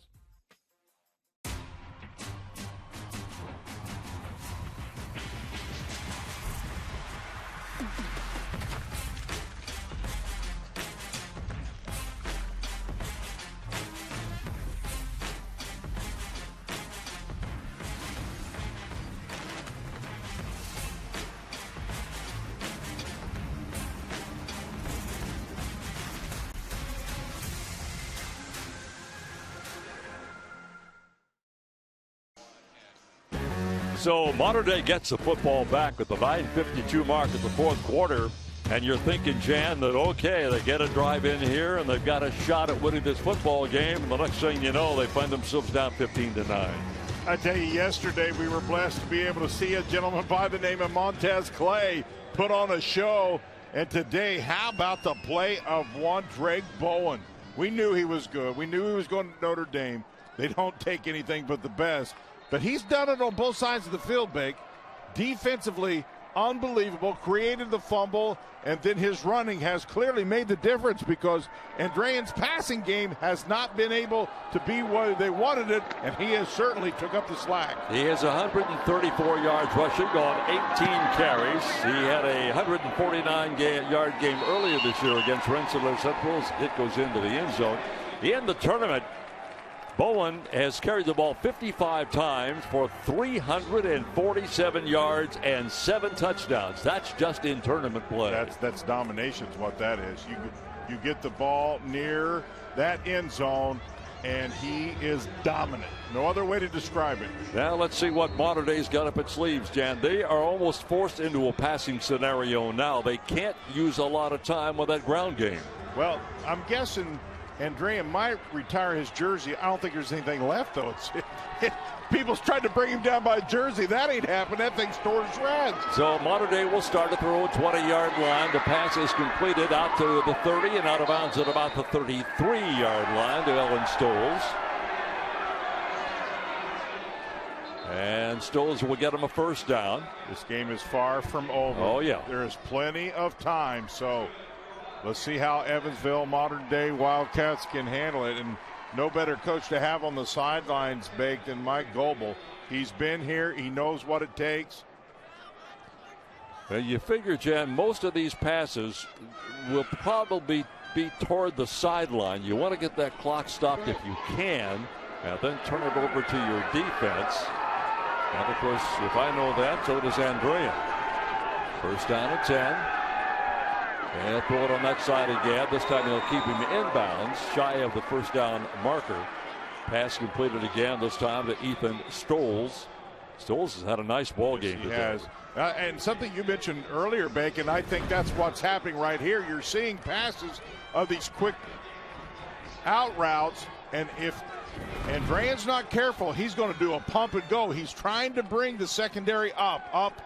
And, you know, yeah, you got to be careful of that ball fake and pump and go. Yeah, you can afford to try that at least once or twice. They'll keep it on the ground. They'll stop the clock with the first down as they move it inside the 45 to about the 46-yard line. And again, the clock continues to run to inside 7 minutes now. The key for Evansville, Bake, is just to keep getting yardage. Line, do your job. I think we have a penalty. We sure do. Didn't see it at first, and I think this is going to go against Andrean. 5 yards added to the end of the run. The result of the play was a first down. So a face mask 5-yard variety helps move. Hey, anything right now. Oh, yeah. If you're Evansville Mater Dei, you'll take. That gets him into Andrean territory right at the 49. And the clock continues now. It's a 6:50 mark. At the throw again on first down, pass incomplete. That's intended for Drew Martin. Good coverage that time. Yeah, it was really good coverage. That ball was thrown in a crowd. Kirkendall on the stop that time, but that stops the clock. Ball was just maybe just a tad late getting there and a little behind him. But I'll tell you, the Wildcats may have been fortunate because that thing pops up, and how many times do you see the interception off the tip drill? Back to throw one more time. Got a receiver. Gets out of bounds very wisely. About a yard shy on the first down marker. Pass caught that time by Stoles again. They've used him as a key receiver over the last couple of plays. Well, they found something on that left side, Bake, that allows him to continue to have separation. They're playing him a little deep with respect to his speed and, you know, a breakaway. So right now, Andrean's given him just enough cushion where they can do that 7-out route and him just pretty much wide open. So the clock stops at 6:41. Lots of time, and as Jan pointed out, a lot of things can happen here in this final quarter. They will keep it on the ground and get the first down, and again that will stop the clock. So you got to hustle back to the line of scrimmage. This drive beginning back at the 20-yard line. Vic, I know one thing. We have seen one well of a football game. This has been unlike a lot of football games you will have seen or will see. Just really powerhouse, hard-hitting type football. Yeah, if you're a fan of football, this is it. If you just like scoring, it's not been up to your pleasure, of course. This time they'll get it across the 40 to about the 43 or 44-yard line. And again, you can't continue to throw the sideline, but you really got to think about it almost every play. The clock is down to 6 minutes to play in this game. Well, this is second down. I don't think I would take a shot at the end zone here, because if you miss and you got third and long, I would throw it on first down maybe. Let's see if they go deep here. Going over the middle, got the first down at the 25. That's a good catch. Oh, that is a big catch. A great catch by Drew Martin. I'll tell you, Martin has been on both sides of the field too. And here's the thing with this, Big. He knew he was going to take a shot. Take a look at his crossing route here. And he knew, because his head's turned, but he knew he was going to take a shot. Look where his hands are. Yep. Both of them covering the football. That's key. I've heard coaches say, hey, catch it, because you're going to get hit anyway. Yeah. And you're going to get hit good. Straight up the middle. Good for a couple of yards down at the 23-yard line. Now they have 2 timeouts left. It'll be critical when Mike Gable decides he wants to use those timeouts. You'd like to get this thing in the end zone right now if you're Mater Dei on a 2nd down and 8, and give yourself a little bit of time to work with, because you suspect they would try the onside kick. We'll see. Under 5 now, Big.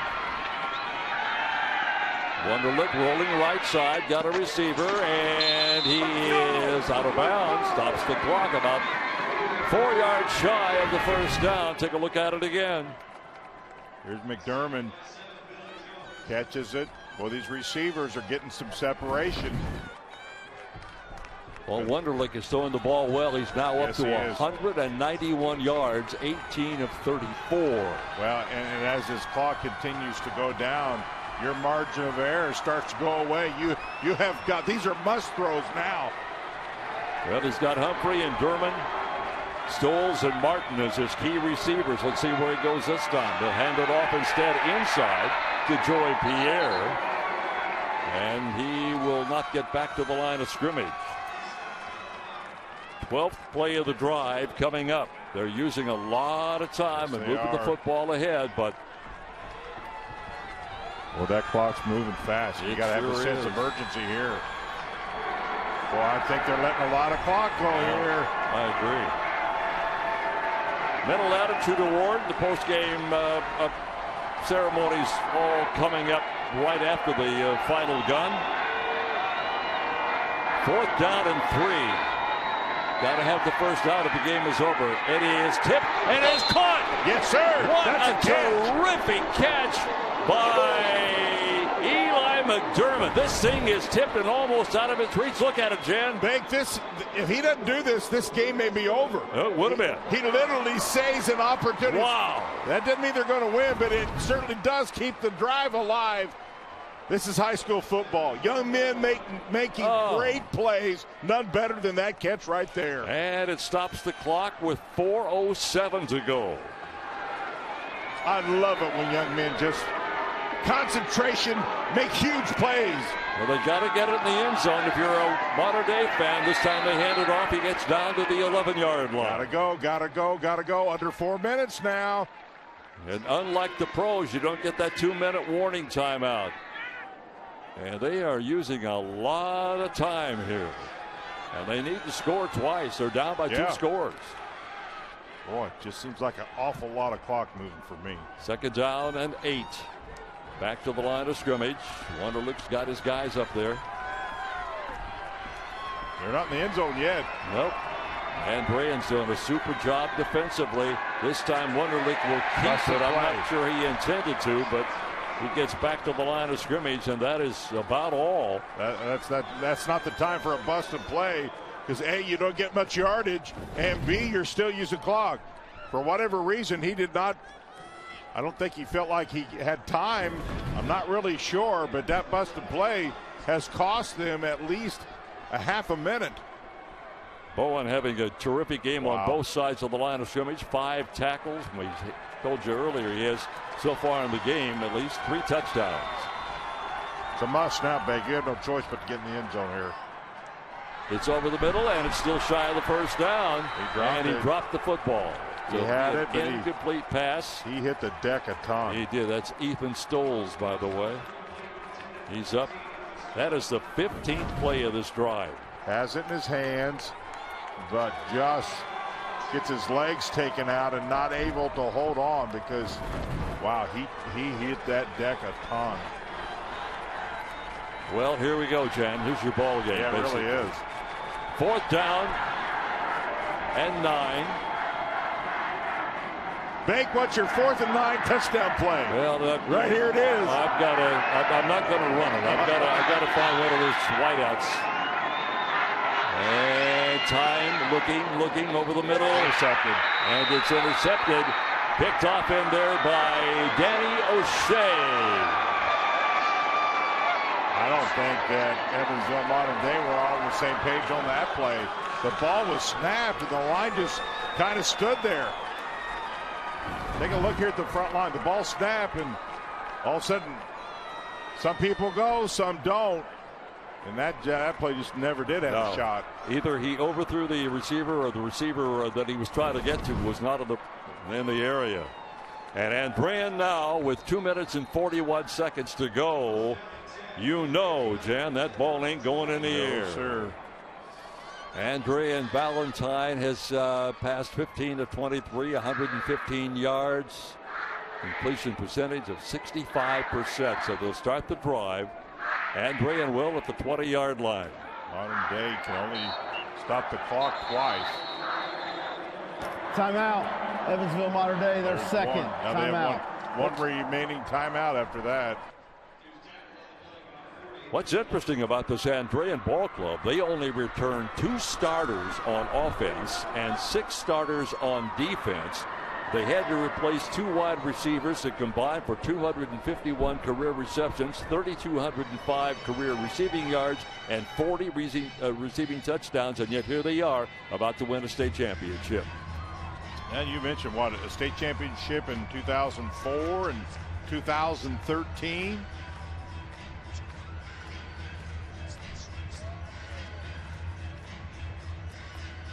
Well, Jan, time now for the Indiana Members Credit Union's highlight of the game. Indiana Members Credit Union keeping it simple. No question about this play being the absolute play of the game. Let's take a different look at this. Here is rush like you have not seen in a while. Then that really kind of turned the tide. Oh, it did. Clearly, that is the play of the game for sure, because he created his own opportunity, because eventually he'll get the ball and he'll take it in. But Drayk Bowen. You think that ride back to Merrillville will be a happy one? He's just a junior, too. Well, these are 2 good football teams, and they have played their hearts out today. A low-scoring game, and a lot of people will say, well, that wasn't much of a game. Yes, it was. We'll keep the ball on the ground, get out of bounds, stop the clock. Now we're down to 2:29 to play. Andrean with its 5th consecutive winning season. They went 4-1 and tied for first in the Northwest Crossroads Conference. Evansville Mater Dei was 7-2 in the Southern Indiana Conference and tied for second. And Jan pointed this out earlier. Both these teams played above their level of competition. They played 3A, 4A, 5A, and 6A teams this year. They have now won 9 straight games, Mater Dei has, but this one doesn't look good if you're a Mater Dei fan. Isn't it ironic, Big, that in a lot of ways, timeout. We talk about that big play of the game. Isn't it ironic that the defense somewhat caused the last touchdown to happen? I mean, it's just been a defensive effort, really both ball clubs, but Coach Skinner, by the way, Chris Skinner, the head coach at Andrean, said that he thought Scott Ballantyne was a Mr. Football candidate, and he may be, but Jan, I've kind of followed the possibilities, the ratings of the quarterbacks this year, and there are so many good candidates for Mr. Football in the state this year. I think maybe more than I've ever seen before. And a lot of them are unique in their own way. You can take stats a lot of times, and they can be a little deceiving, but there are a lot of quality football players. I mean, we've seen a lot here yesterday in the 3 games. We've seen here one today. I know one thing. And you're going to see a couple of candidates when you see the 6A game tonight, too, by the way. Well, while Bowen is just a junior, how could his name not be on next year's list for a potential Mr. Football? Well, it's been a terrific game today. I know you're saying, you know what, the score's not doesn't indicate, but it has been. So with the clock at 2:24 to go, we'll keep the ball on the ground, try to get the first down, and we'll not get it. Well, there's a difference maker right there. Stop the clock. There's a young man that should have been brought down by 3 guys, had him, and they could not bring him down. And look how much energy he has spent on both sides of the field, and still each play finds that energy, and you know look at him. Look at his body language. He is dog tired. You know, Jen, he only had one 100-yard rushing game all year. He got 149 against Rensselaer Central. But as I pointed out, in the tournament, 347 yards and 7 touchdowns. Well, he saved the best for last. Yes, he did. I would say that. So the clock is stopped with 1:38 to play. Timeout, Andrean. They're first of the half. And Andrean's going to take the timeout this time around. Well, you look at Evansville Mater Dei, Bacon. They had back-to-back losses, and you talked about that, Evansville Memorial and Jasper. And now look at the win streak they put together. They could have easily folded during that time. You lose a couple in high school football, you got to figure it out in a hurry. Of course, Evansville Memorial was a pretty good ball club at 12-3. They were number 8 this year. Well, Jim, we got more championship football coming up right around the corner.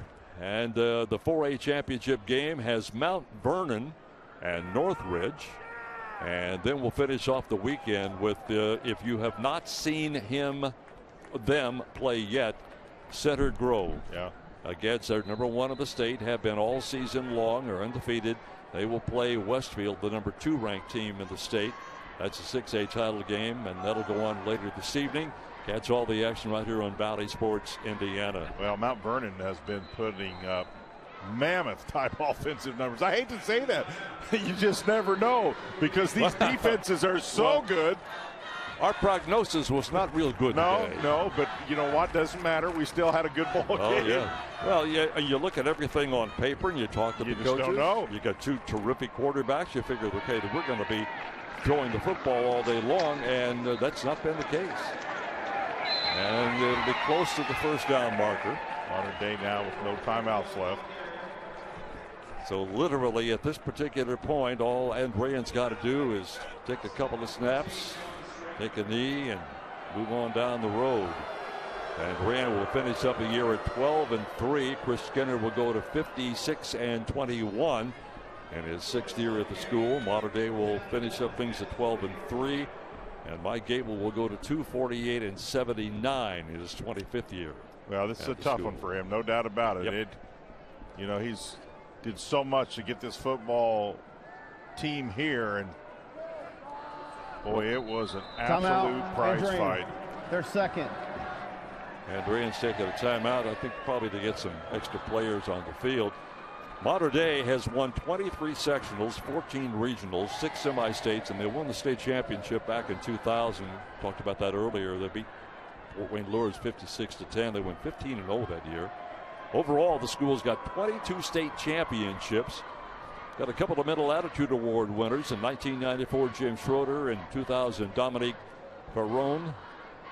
As for Andrean, overall 16 state championships, 7 of those coming in baseball. They've always been good in that sport. And then earlier this year, back on the 6th of November, they won the 2A volleyball championship. They've won 9 Mental Attitude Awards. Robert Finn won it in 97 and Casey Nowinski in 2001. So both these schools, Jan, have a good, rich tradition. Yes, they do. A lot of tradition, a lot of culture. People just, they go to these schools because they know of that and want to be a part of that. This year they won their 7th semi-state, the first they've won since 2014.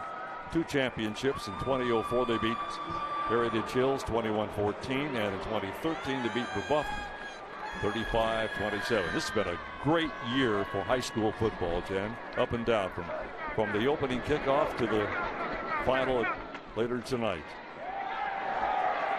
And they get the first down and a whole lot more. Keep chugging along. How's that? Finally brought down by Nicholas Boots.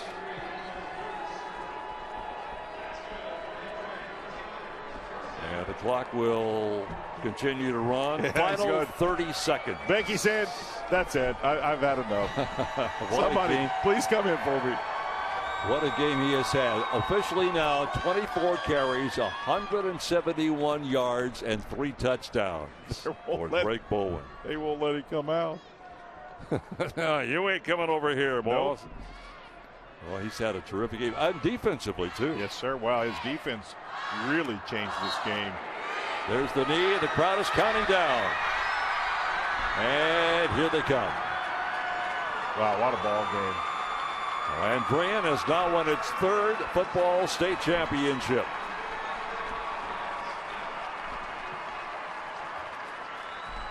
Final score. Andrean 21. Evansville Mater Dei 9. And of course that is by far their lowest scoring game of the year. Well, we always say it, and truly we mean it. You just, on the big stage, you just hate because somebody has to lose. But man, you talk about 2 teams that fought, played as hard as they could play. Neither coach had to go into halftime and go, guys, we're not playing harder. That was never an issue. No. And just enough tweaking, Bank.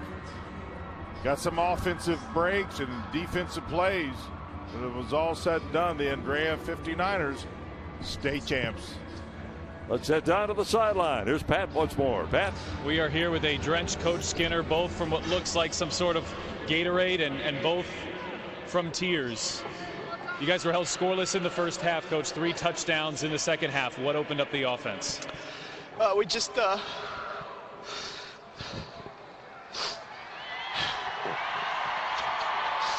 I'm so proud to be a part of this school. Andrean is a very special place. Look at that crowd. All the support. I'm sorry. We made some adjustments up front. Got to give credit to our line, to our back. Drayk, we really carried him in that second half. Defense was unbelievable tonight. But credit to the line and Drayk in that second half. All week long, you talked about community. Here is your community right over here. What's this like to be able to celebrate with them? I can't even put into words. We talk about the Andrean family all the time. This group has become so close throughout the year. Unless you're a part of it and you talk about the Andrean family, it's kind of hard to understand and describe, but man, this is a special place. And as an alum myself, to be able to head coach a group of guys and a group of assistant coaches like this and play in front of all of our supporters that are here and watching abroad, it's just, I'm very honored and humble. Go Niners! You've won a state championship here as a player. You've done it as an assistant coach. What's this moment like to do it as a head coach? again, I'm extremely proud. You know, I'm happiest most because, you know, for the players to have this, you know, this is something they'll remember for the rest of their lives, for their families to be a part of this. So for us to finish it with a blue ring instead of a red one is really special. And that's what makes me most happy, is that our coaches and our players are going to get that blue ring. Coach, congratulations. We'll let you go celebrate. Thank you. Appreciate it. Now the IHSAA Mental Attitude Award, Blake Rest Mental Attitude Award, proudly presented by the Indianapolis Colts, who are honored to support outstanding student athletes to our PA system. I'm Matt Wolford, president of the IHSAA Foundation, and we need your help. We need IHSAA Executive Committee is Dave Warland from Indianapolis Cathedral High School. We'd like to first welcome former IHSA Commissioner Blake Rest and Mike Pryor, Youth Football Commissioner for the Indianapolis Colts, to assist with the presentation of the 2021 Blake Rest Mental Attitude Award for Class 2A football. The Indianapolis Colts, presenting sponsor for the IHSA State Football Tournament, will award a $1,000 scholarship to the winner's school. On behalf of the IHSA, please join us in saying thank you to the Indianapolis Colts for their generous support of student athletes in high school football.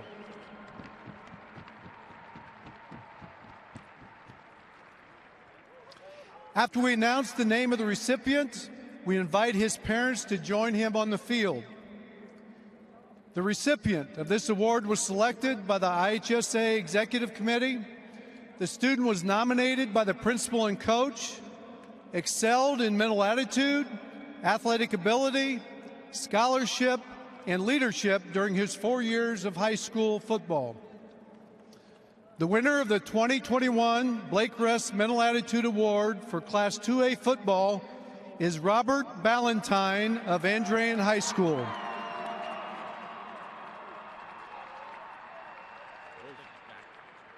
Hi, I'm Chris Ballard, General Manager for your Indianapolis Colts.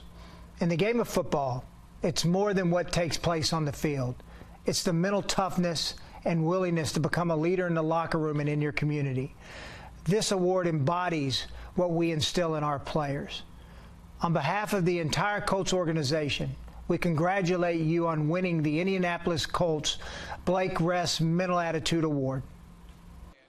Well, the IHSAA Blake Rest Mental Attitude Award to Robbie is proudly presented by the Indianapolis Colts, who are honored to support outstanding student athletes. Robbie is also a member of the basketball and baseball teams and ranks in the top 5 of his senior class academically, a National Honor Society member, and an Andrean ambassador. He is the son of Sean Ballantyne and Julie Cantrell Ballantyne of Crown Point, Indiana. He becomes the 10th athlete from Andrean High School to pick up a Mental Attitude Award, and the 3rd in football. As I mentioned earlier, they also won one in 1997, Robert Finn, and in 2001, Casey Nowinski. Well, this young man is some kind of an athlete and obviously a better good student. Oh, yeah, a great student in the class, a leader, and nobody was quicker over there than his brother Scott. So proud of him to win this award. Well, let's go down to the field one more time. Pat, you got him? Yeah, we do, Jerry. Thank you. Well, you've pulled off the trifecta now, Robbie. You've won as a basketball player, a baseball player. What's it like now to be able to celebrate with your football team? It's an incredible feeling. The first 2 were my freshman year, and to close this one out my senior year, it's incredible, man. There's no better feeling in the world. I love this whole team. We work so hard for everything we've accomplished, and I'm so proud of them. You've got your brother along for the ride here with you. Coach Skinner called you a little bit of a security blanket for him. To be able to share this moment with him, what does that mean to you? It's insane. We've worked so hard over the summer. We ran so many routes together, working on timing. Just we perfected everything, and when we need each other, we always got each other's back, just like today, and it worked out in the end. It's an amazing feeling. He's my best friend. We do everything together. It's incredible. What will your lasting memory be of this group? Just the heart and effort and all the adversity that we've overcome. We've overcome everything. We come together as a family, and it's incredible, man. This team has a bond like no other that I've been a part of. It's incredible. Robbie, thank you. Congratulations. Thank you so much. But by way of information, what happens? Each school coming into the state championships, Jan, they present a player that they recommend as a candidate for that award, and then the IHSA committee gets together and they collectively decide who wins that award, and a lot of it's based not just on athletic ability but scholarship ability. Oh yeah, grades are everything in this award, and you have to meet different criterias in order just to be nominated. But Jerry, to win 3 state championships, are you kidding me? That's a dream and a half. And then call his brother his best friend. Wow, that doesn't get even more personal than that. That's so awesome. Great family, great family. Well, they will have a terrific ride back up north to Mishawaka, but to Merrillville, I should say.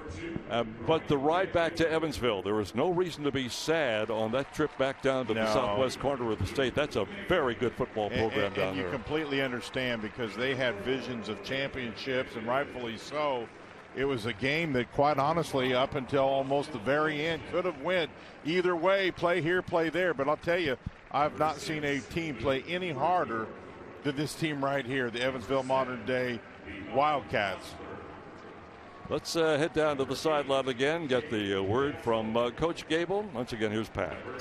Jerry, thank you. Perspective in a time like this can be challenging, Coach, but this is your first trip here in 7 years, the program's 5th since you've been a head coach. What does all of this mean for your program? Well, it means we wish we'd take it one more step, obviously, for these kids. I think they deserve that step, but you have to give Andrean credit. They had great athletes, and they made plays when they needed to. There were big plays throughout in this game. We fought back. We took the lead. They took the lead. We came back and took it again. And the score, I don't think, in the end, indicated how close the game might have been or was, but they made plays when they needed to, and they've got a great team.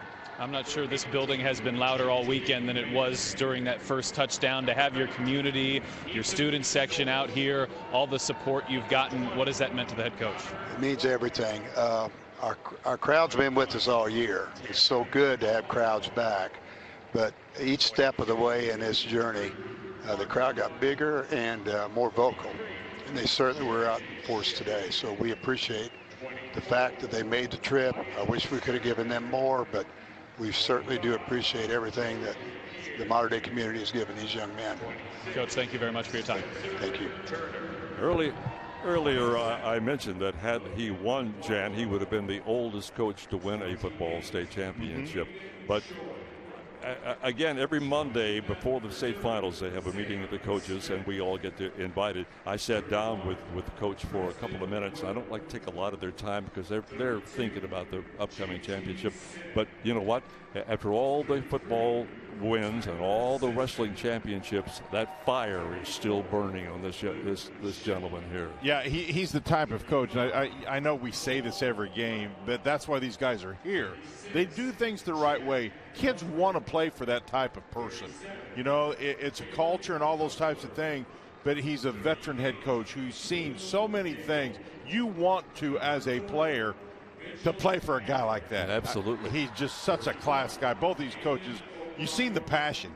Wow. I mean, just the pressure that's on these guys to win this thing. You get here, you feel really good, Big, but my word, everybody's talking to you about bring home the bacon, bring home the bacon. So there's got to be some pressure. Well, I know it's high school football, and around the country, high school football is not as significant as we have it here, but there is pressure on these players.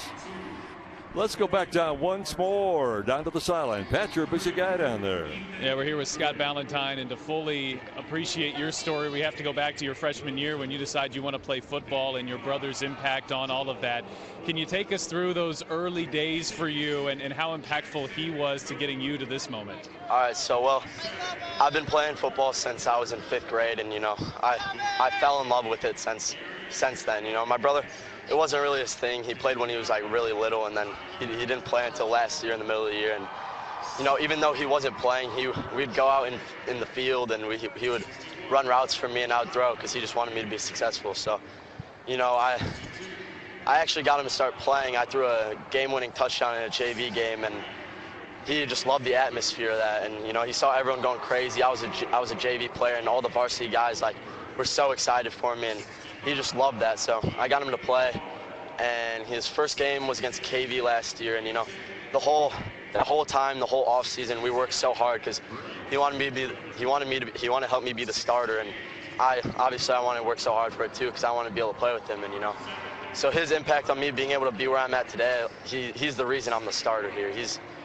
I thank him for everything. I give everything to him. Like, he's the reason I'm where I am.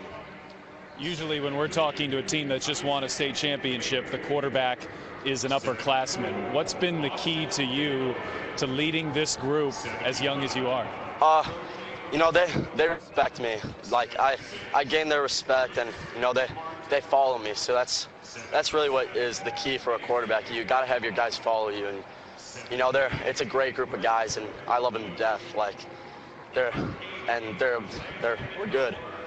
We work so hard for it, and we pulled it out in the end. We managed to win. When you think back to the summers working out with your brother, the two-a-days back in August, to have it culminate like this, what's your perspective on just this whole adventure? It's crazy. Words can't even describe like what it even is. Like, we worked so hard. We talked about it in the off season. We talked about we just want to win state. Like, we want to give it everything we got, and you know, obviously we worked hard enough, but like we spent countless hours. We had guys would come over to my house in the off season. We'd watch film. My receivers would come over to my house. We'd run routes in a field somewhere. Even if there was no lines, even if it wasn't even a football field, we'd find somewhere to go. We wanted it so badly. You got a medal to put around your neck, so we'll let you go. Congratulations. All right, thank you, sir. Scott finished up 15 of 23 for 115 yards, and his demeanor was very solid throughout the game, and it was 0-0 at halftime. That's what you want. You want your leader out there saying, hey, guys, we're okay. Their story, I'll tell you, the Ballantyne story, is that not Hoosiers, the football edition? Yeah. I mean, that's what a great story. Yeah. The fact that he was able to convince his brother to play football, wow, where's an agent at? I want the rights to that story. That's special. Getting the runner-up pictures taken in the end zone, and as we always mention, this is a rough time for the players for the most part. It's not easy, but because they are somewhat disappointed. But I sense, Jan, that this Mater Dei ball club is mature enough to say, hey, boys, we left it on the field. Well, you look down, and clearly, while they do have, you know, a few seniors, actually more than a few, about a dozen or so, there's a whole lot of underclassmen that got to be on Lucas Field today. And I'll tell you, once you got out here and once you played out here, you want to come back really, really bad. Looking at Drayk Bowen's numbers, and I think Pat's trying to locate him right now. He is 24 of 171 yards and 3 touchdowns, and Pat does have him right now. Drayk, you had 3 touchdowns offensively, a forced fumble on the defensive side. You guys were held scoreless in the first half. What changed for you in this offense in the second? So really, coaches just said, here, we're going to give the ball to Drayk, and it's going to be in your hands. Make it happen, and we're going to go off what they do on the run. So that's how the pass opened up. Then the run just kept coming, so they just kept feeding me. This is a terrific offense that you guys faced today. You hold them to 9 points. What credit does your defense deserve for a day like today? Yeah, we really stepped it up this playoffs. We kind of set new goals, new rules for ourselves, and so we achieved those goals this week during practice, and then it all just showed out on the game. As one of the team's leaders, what does it mean to you to be able to lead this group to this moment right here? I would say it means a lot that they trust me to put the game in my hands and to allow me to just take over this game. You got a medal to get. We'll let you go. Congratulations, Drayk. Thanks. I think they may have to break down and buy him a new jersey. I'll tell you. Now, Beck, I want to go back when you and I first started talking in the opening. You remember we said both teams really want to pass, but they got to run to keep things honest. I think they kept things honest because clearly today the run was the difference in this ball game. Oh, absolutely. There's no question about that. Bowen, as I mentioned, finished up 24 carries, 171 yards, and 3 touchdowns. The top rusher for Mater Dei, it was Pierre Joey with 16 carries, 48 yards. And Wunderlich, the quarterback, 6 carries, 11 yards. It appears to me that Andrean got their running game going a little quicker than Mater Dei did. Well, I think you're exactly right. And when it was all said and done, the fact they did get it going a little quicker, ultimately between that and the defense is the difference in the numbers game, because the running game is what got them to the end zone. Handing out the championship medallions right now. Members of the IHSAA Executive Committee doing that. I heard somebody say, well, you know, they put the medals in a box somewhere. They ain't putting these medals in a box somewhere. These are going to be in the living room on the front window for a long time. And, of course, they'll get the championship trophy in just a couple of moments also. And for some of these players, Jan, they get a little time off, and then they will start getting ready for the basketball season and then the baseball season.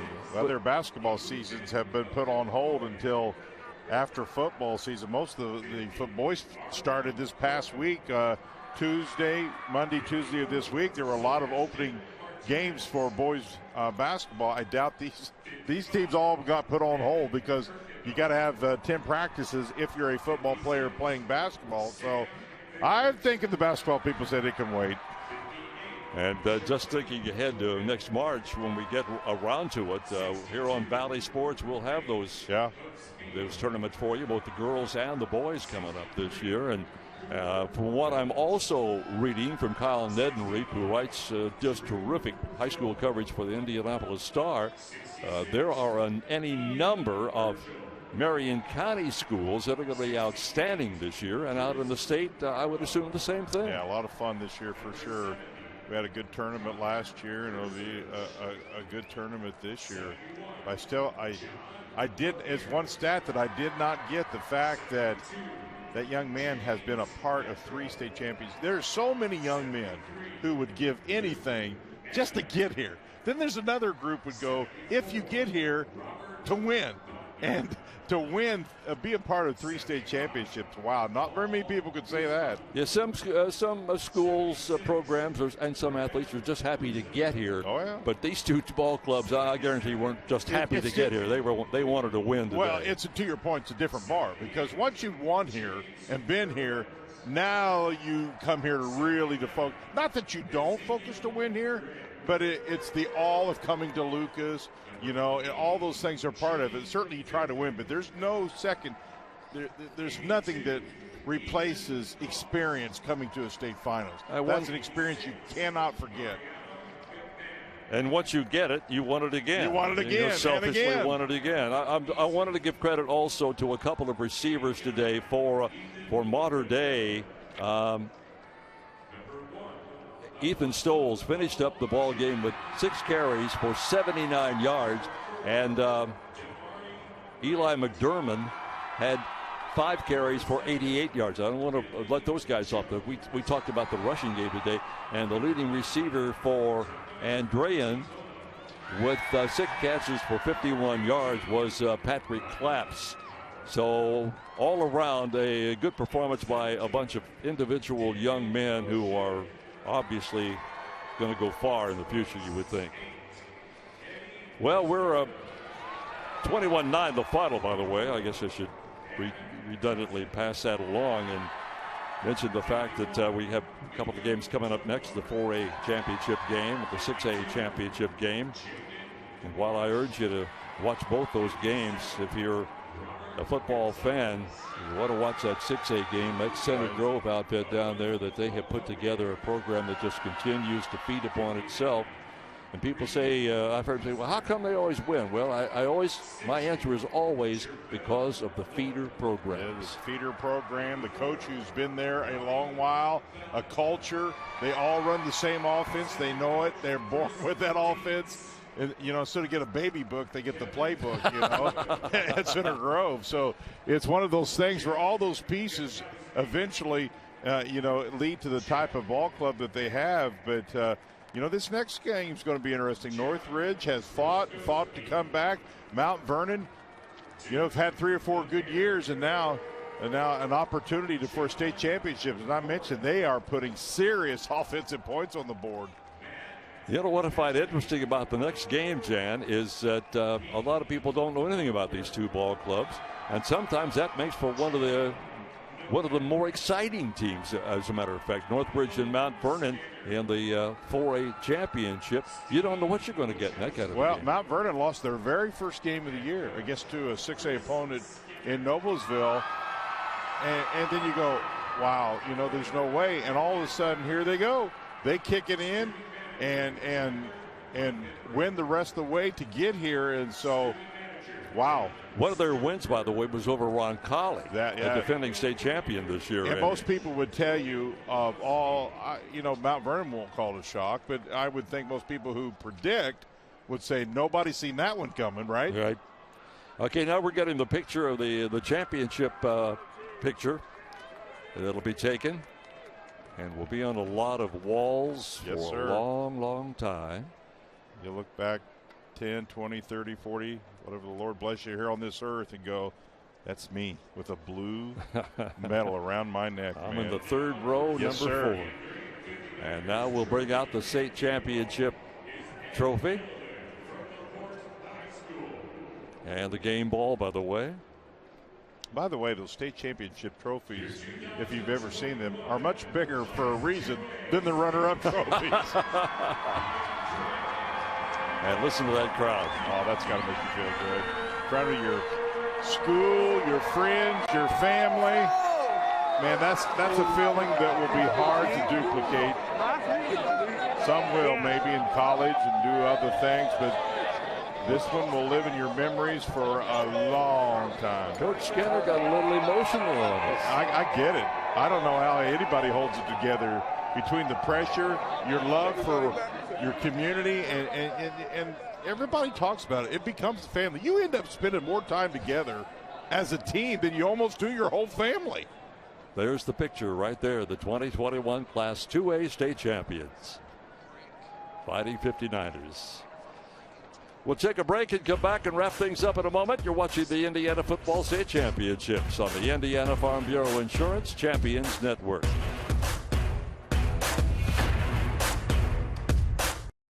I'm Matt Wolford, president of the IHSAA Foundation, and we need your help. We need your help so the youth of our community can develop advanced leadership skills. We need your help giving high school administrators and coaches the instruction and insight they need to be better role models and teachers. To learn more or to make a tax-deductible contribution, go to ihsaafoundation.org. You'll not only be contributing to the foundation of the IHSAA, you'll be contributing to the foundation of our community.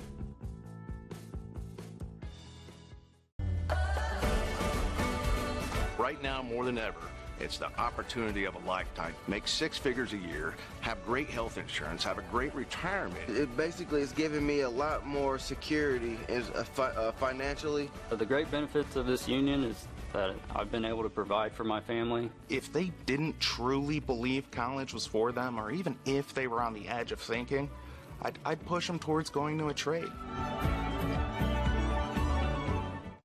Ivy Plus helps students navigate the cost of college in 2 ways: tuition and textbooks. Ivy Plus Tuition simplifies what students pay by charging the same tuition rate if they're enrolled in 12 or more credits. You pay the same amount whether you take 12, 15, or even 18 credits, so you can graduate faster while saving money. You'll save even more with Ivy Plus textbooks. Best of all, students in the fall 21 and spring 22 will receive their required textbooks at no additional cost. The 49th annual IHSAA Football State Finals are brought to you by the Indianapolis Colts, presenting sponsor of the IHSAA State Football Tournament.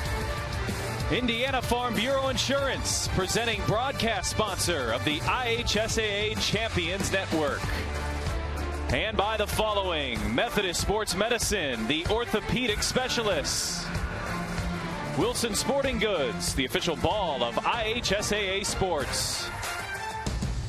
Indiana Members Credit Union, keeping it simple. Franciscan Health, inspiring health. Menards, save big money on all your home improvement needs. Indiana Careers in Construction. Learn more about apprenticeship programs at builttosucceed.org. Ivy Tech Community College, proud sponsor of the IHSAA Sportsmanship Program. Reach your goal at Ivy Tech. And by Valley Sports Indiana, television broadcast home of the IHSAA Champions Network.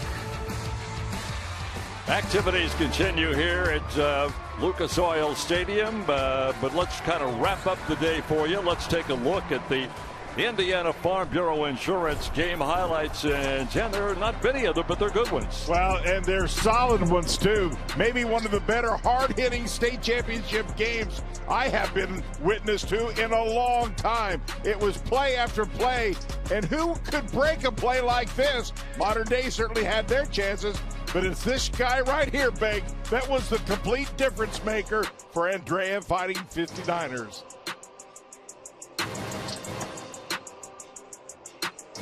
And maybe the play of the game right here. Offense, defense, play after play, and then to cap it off, the final touchdown. That feels good. Well, we got a couple of more ball games coming up for state championships. Coming up next will be the 4A championship game. Mount Vernon and Northridge will go after each other. And once that is over, we'll move on to the 6A title game between the number 1 team of the state center, Grove, and number 2, Westfield.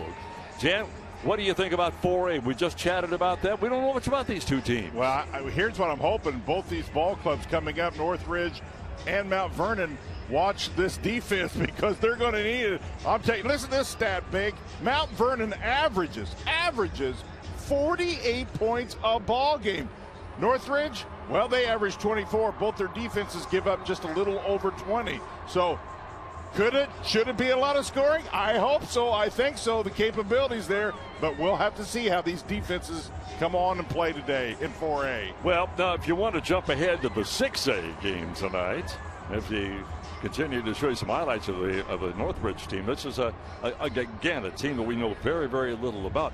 If you want to jump ahead to 6A, Jan, is there any chance at all that Westfield can give Center Grove a battle? And I don't mean to be disrespectful of them, but Center Grove has just proven itself to be the elite of the elite. Absolutely, Westfield can. First of all, I'm a Hamilton County guy. I live less than 7 miles from Westfield, so you know I got to say good things about it. They are very talented. They're big. They're well coached. I think they will give Center Grove a much better game than a lot of people think. Not me. I think they're going to stay right in there and have a shot. Westfield kind of caught people off guard this year. They shouldn't have, because they had a good year last year. Did. But they have grown into a very qualified team over the past couple of years. They were very, very successful in the conference, and they are the real deal. I guarantee you, folks. Watch that game. All right, stick around because we'll have that for you. The 4A comes up next, then the 6A. I want to thank, by the way, Joe Goodrich for being in our ear throughout this game and being so understanding, and Bob Montel, who does a terrific job of directing these games, by the way, also. And our congratulations going out to all the folks up in the northern part of the state. Andrean wins its 2A championship. And for Mater Dei, well, there's always next year, by golly. Big Jan, always a pleasure to be with you, my friend. Yes, sir, my friend. Bank, it's always good to hear the voice. I appreciate it. For Jan Bozier, I'm Jerry Baker. We will say goodbye now from Lucas Oil Stadium in Indianapolis. Stick around. The 4A and the 6A championship games are coming up, all live right here on Valley Sports Indiana and the Indiana Farm Bureau Insurance presented Champions Network presentation.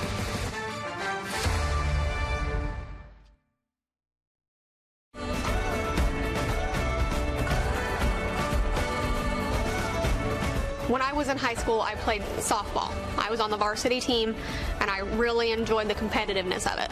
The skills I learned in high school athletics were integrity, hard work, discipline, being able to show up on time, ready to work. For the most part, I guess teamwork, being dedicated, self-motivation, things of that nature were things that I grabbed from playing sports in high school that I was able to transition into my career.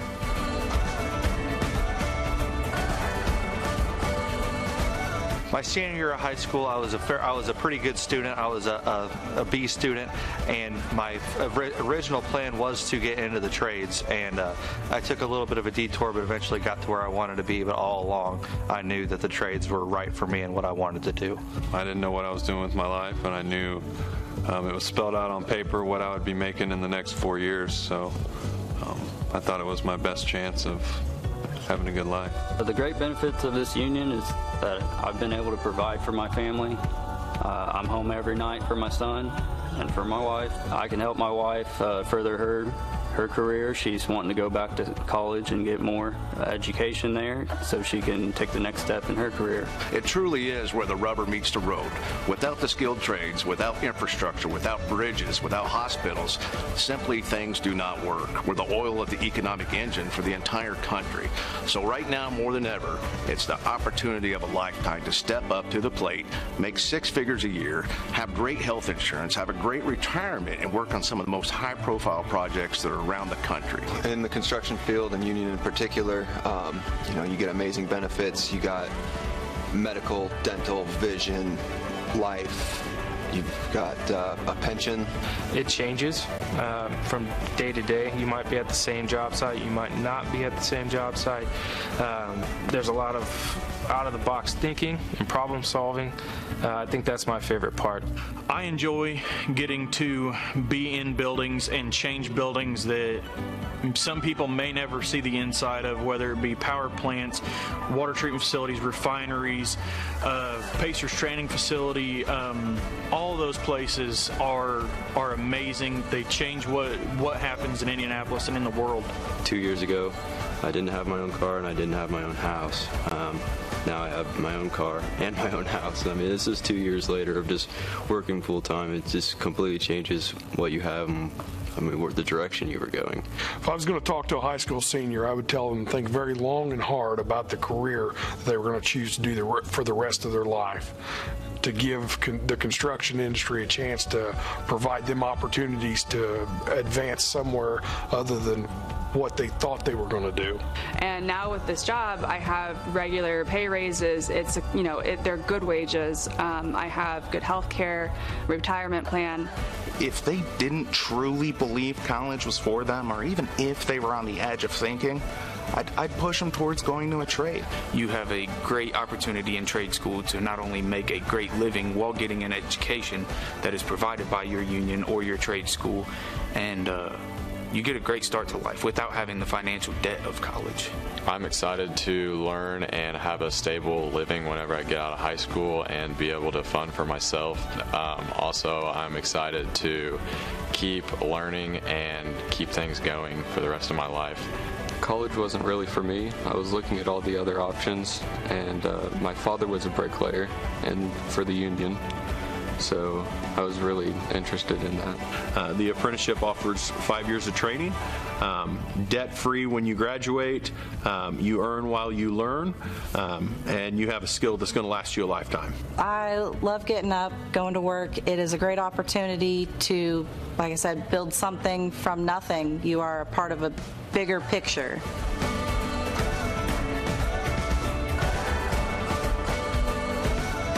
The Indiana Careers in Construction Association is proud to partner with the IHSAA.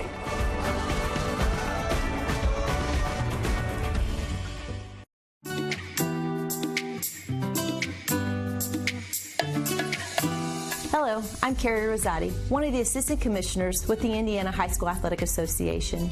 In 1972, Congress passed one of the most significant pieces to civil rights legislation, Title IX. Title IX of the Education Amendment states, no person in the United States shall on the basis of sex be excluded from participation in, be denied the benefits of, or be subjected to discrimination under any education program or activity receiving federal financial assistance. The passing of Title IX provides young women, both at the high school and college levels, numerous opportunities to enjoy and share in the benefits of participation in education-based athletics. The IHSA wishes to honor and celebrate the 50th anniversary of Title IX through continuing to share empowering recollections from those who are instrumental in paving the way for female athletics, along with those who have benefited from and now lead through the law's passage. We hope you enjoy.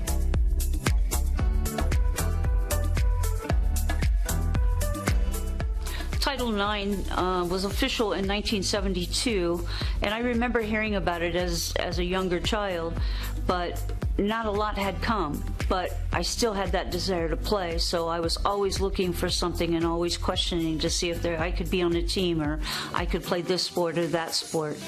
And then when I finally was in high school and we had a track team, that was great because I could compete, and I wanted to compete. It took my entire high school career to really even get a basketball team organized to play, and we found our own coach. I went to my principal, and he said, if you can find your coach and we don't have to pay her much, we can let you guys play. And we ended up having an 8-game season. But for me, at the high school level, Title IX didn't do a lot because we were not accepted as an IHSAA sport at that time. It did not occur until, I believe, it was 1976. So when Title IX first came about, I had no idea what it was. I didn't know what the number stood for. I didn't know what it looked like. It wasn't humanized. But what I noticed was changes that were happening all around me. And you could see a shift. We were always outliers. And the day that I remember sort of understanding Title IX was the day that we went up, we were going to get uniforms. And we went upstairs and we got in the boys' basketball storage, dug through the trunks, and we got to pick an orange and a white one. They had to be 20 years old. And then we had scheduled games. And then we had basketballs that were leather and they weren't plastic. And then we had a schedule and we got to go on a bus. And all of those things, I knew something was going on, and I was in high school. When I first started, in this area, there were very few female officials at all in this area. And so it was very rare to have a female on the floor. In my beginning career, there was never any place for me to change. I've changed in a broom closet before. Even in the tournament, I was sent to a middle school and almost needed a GPS to try to figure out how to get back to the floor so I wasn't late. And I learned that the more exposure I had and the more places I went to, it started to become, oh, that's Kim the ref, instead of, oh, what's a female official doing out here? And when I moved to Forest Manor, Title IX had been approved. And so going in, the principal says, and he had already decided that Title IX has been changed, and we're going to not separate the genders in physical education classes, but it worked out well. So that was my first opportunity to work in a co-ed physical education class, and it worked out beautifully. As I reflect back on Title IX in high school in the 80s, I graduated in 1986. I played every sport possible, which was fortunate, but one of my favorite sports is soccer, obviously. And there wasn't a girls' soccer opportunity for me. And it wasn't until my junior year of high school that our high school, North Central, decided to have a varsity team. And that started off with the boys. Well, there were a group of fathers, girl dads, that said, if you're going to have boys, you need to have girls. And it was so beneficial for me. No, it wasn't quite sanctioned as an IHSAA sport, but it provided another avenue for me at the high school level to engage and participate at my high school. If you go back to when I was in high school, we practiced late every night. The boys had the gym after school, and we had the 6 to 9 slot every night. It's just what we did. We didn't question it. We made the most of it.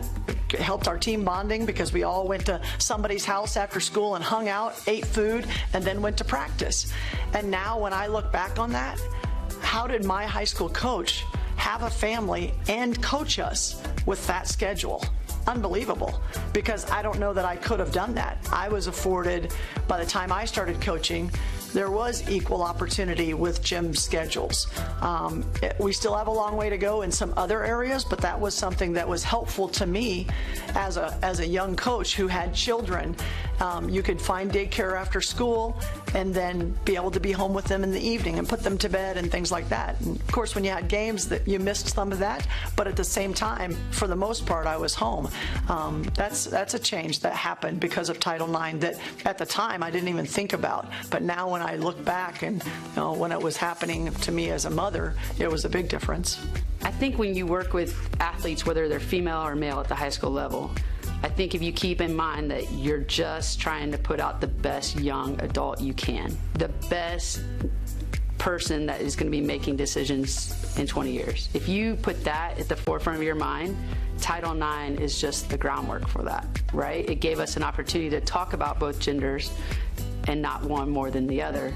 It's our responsibility as administrators and coaches and officials to have these conversations, band together, lift one another up. We have to do the same thing as females and women to create the space that we ourselves can grow, but also pull up the young females out there that are ready to step in and fulfill our roles when we're old and retired. But we have to be the ones to do it.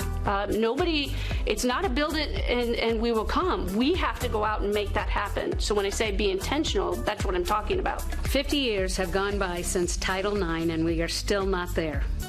And I don't really expect us to ever be. You know, there's still a difference between the men and women, and the excitement that comes from being at a women's game, being at a men's game, it's getting closer, but I'm not sure that we'll ever see them be equal.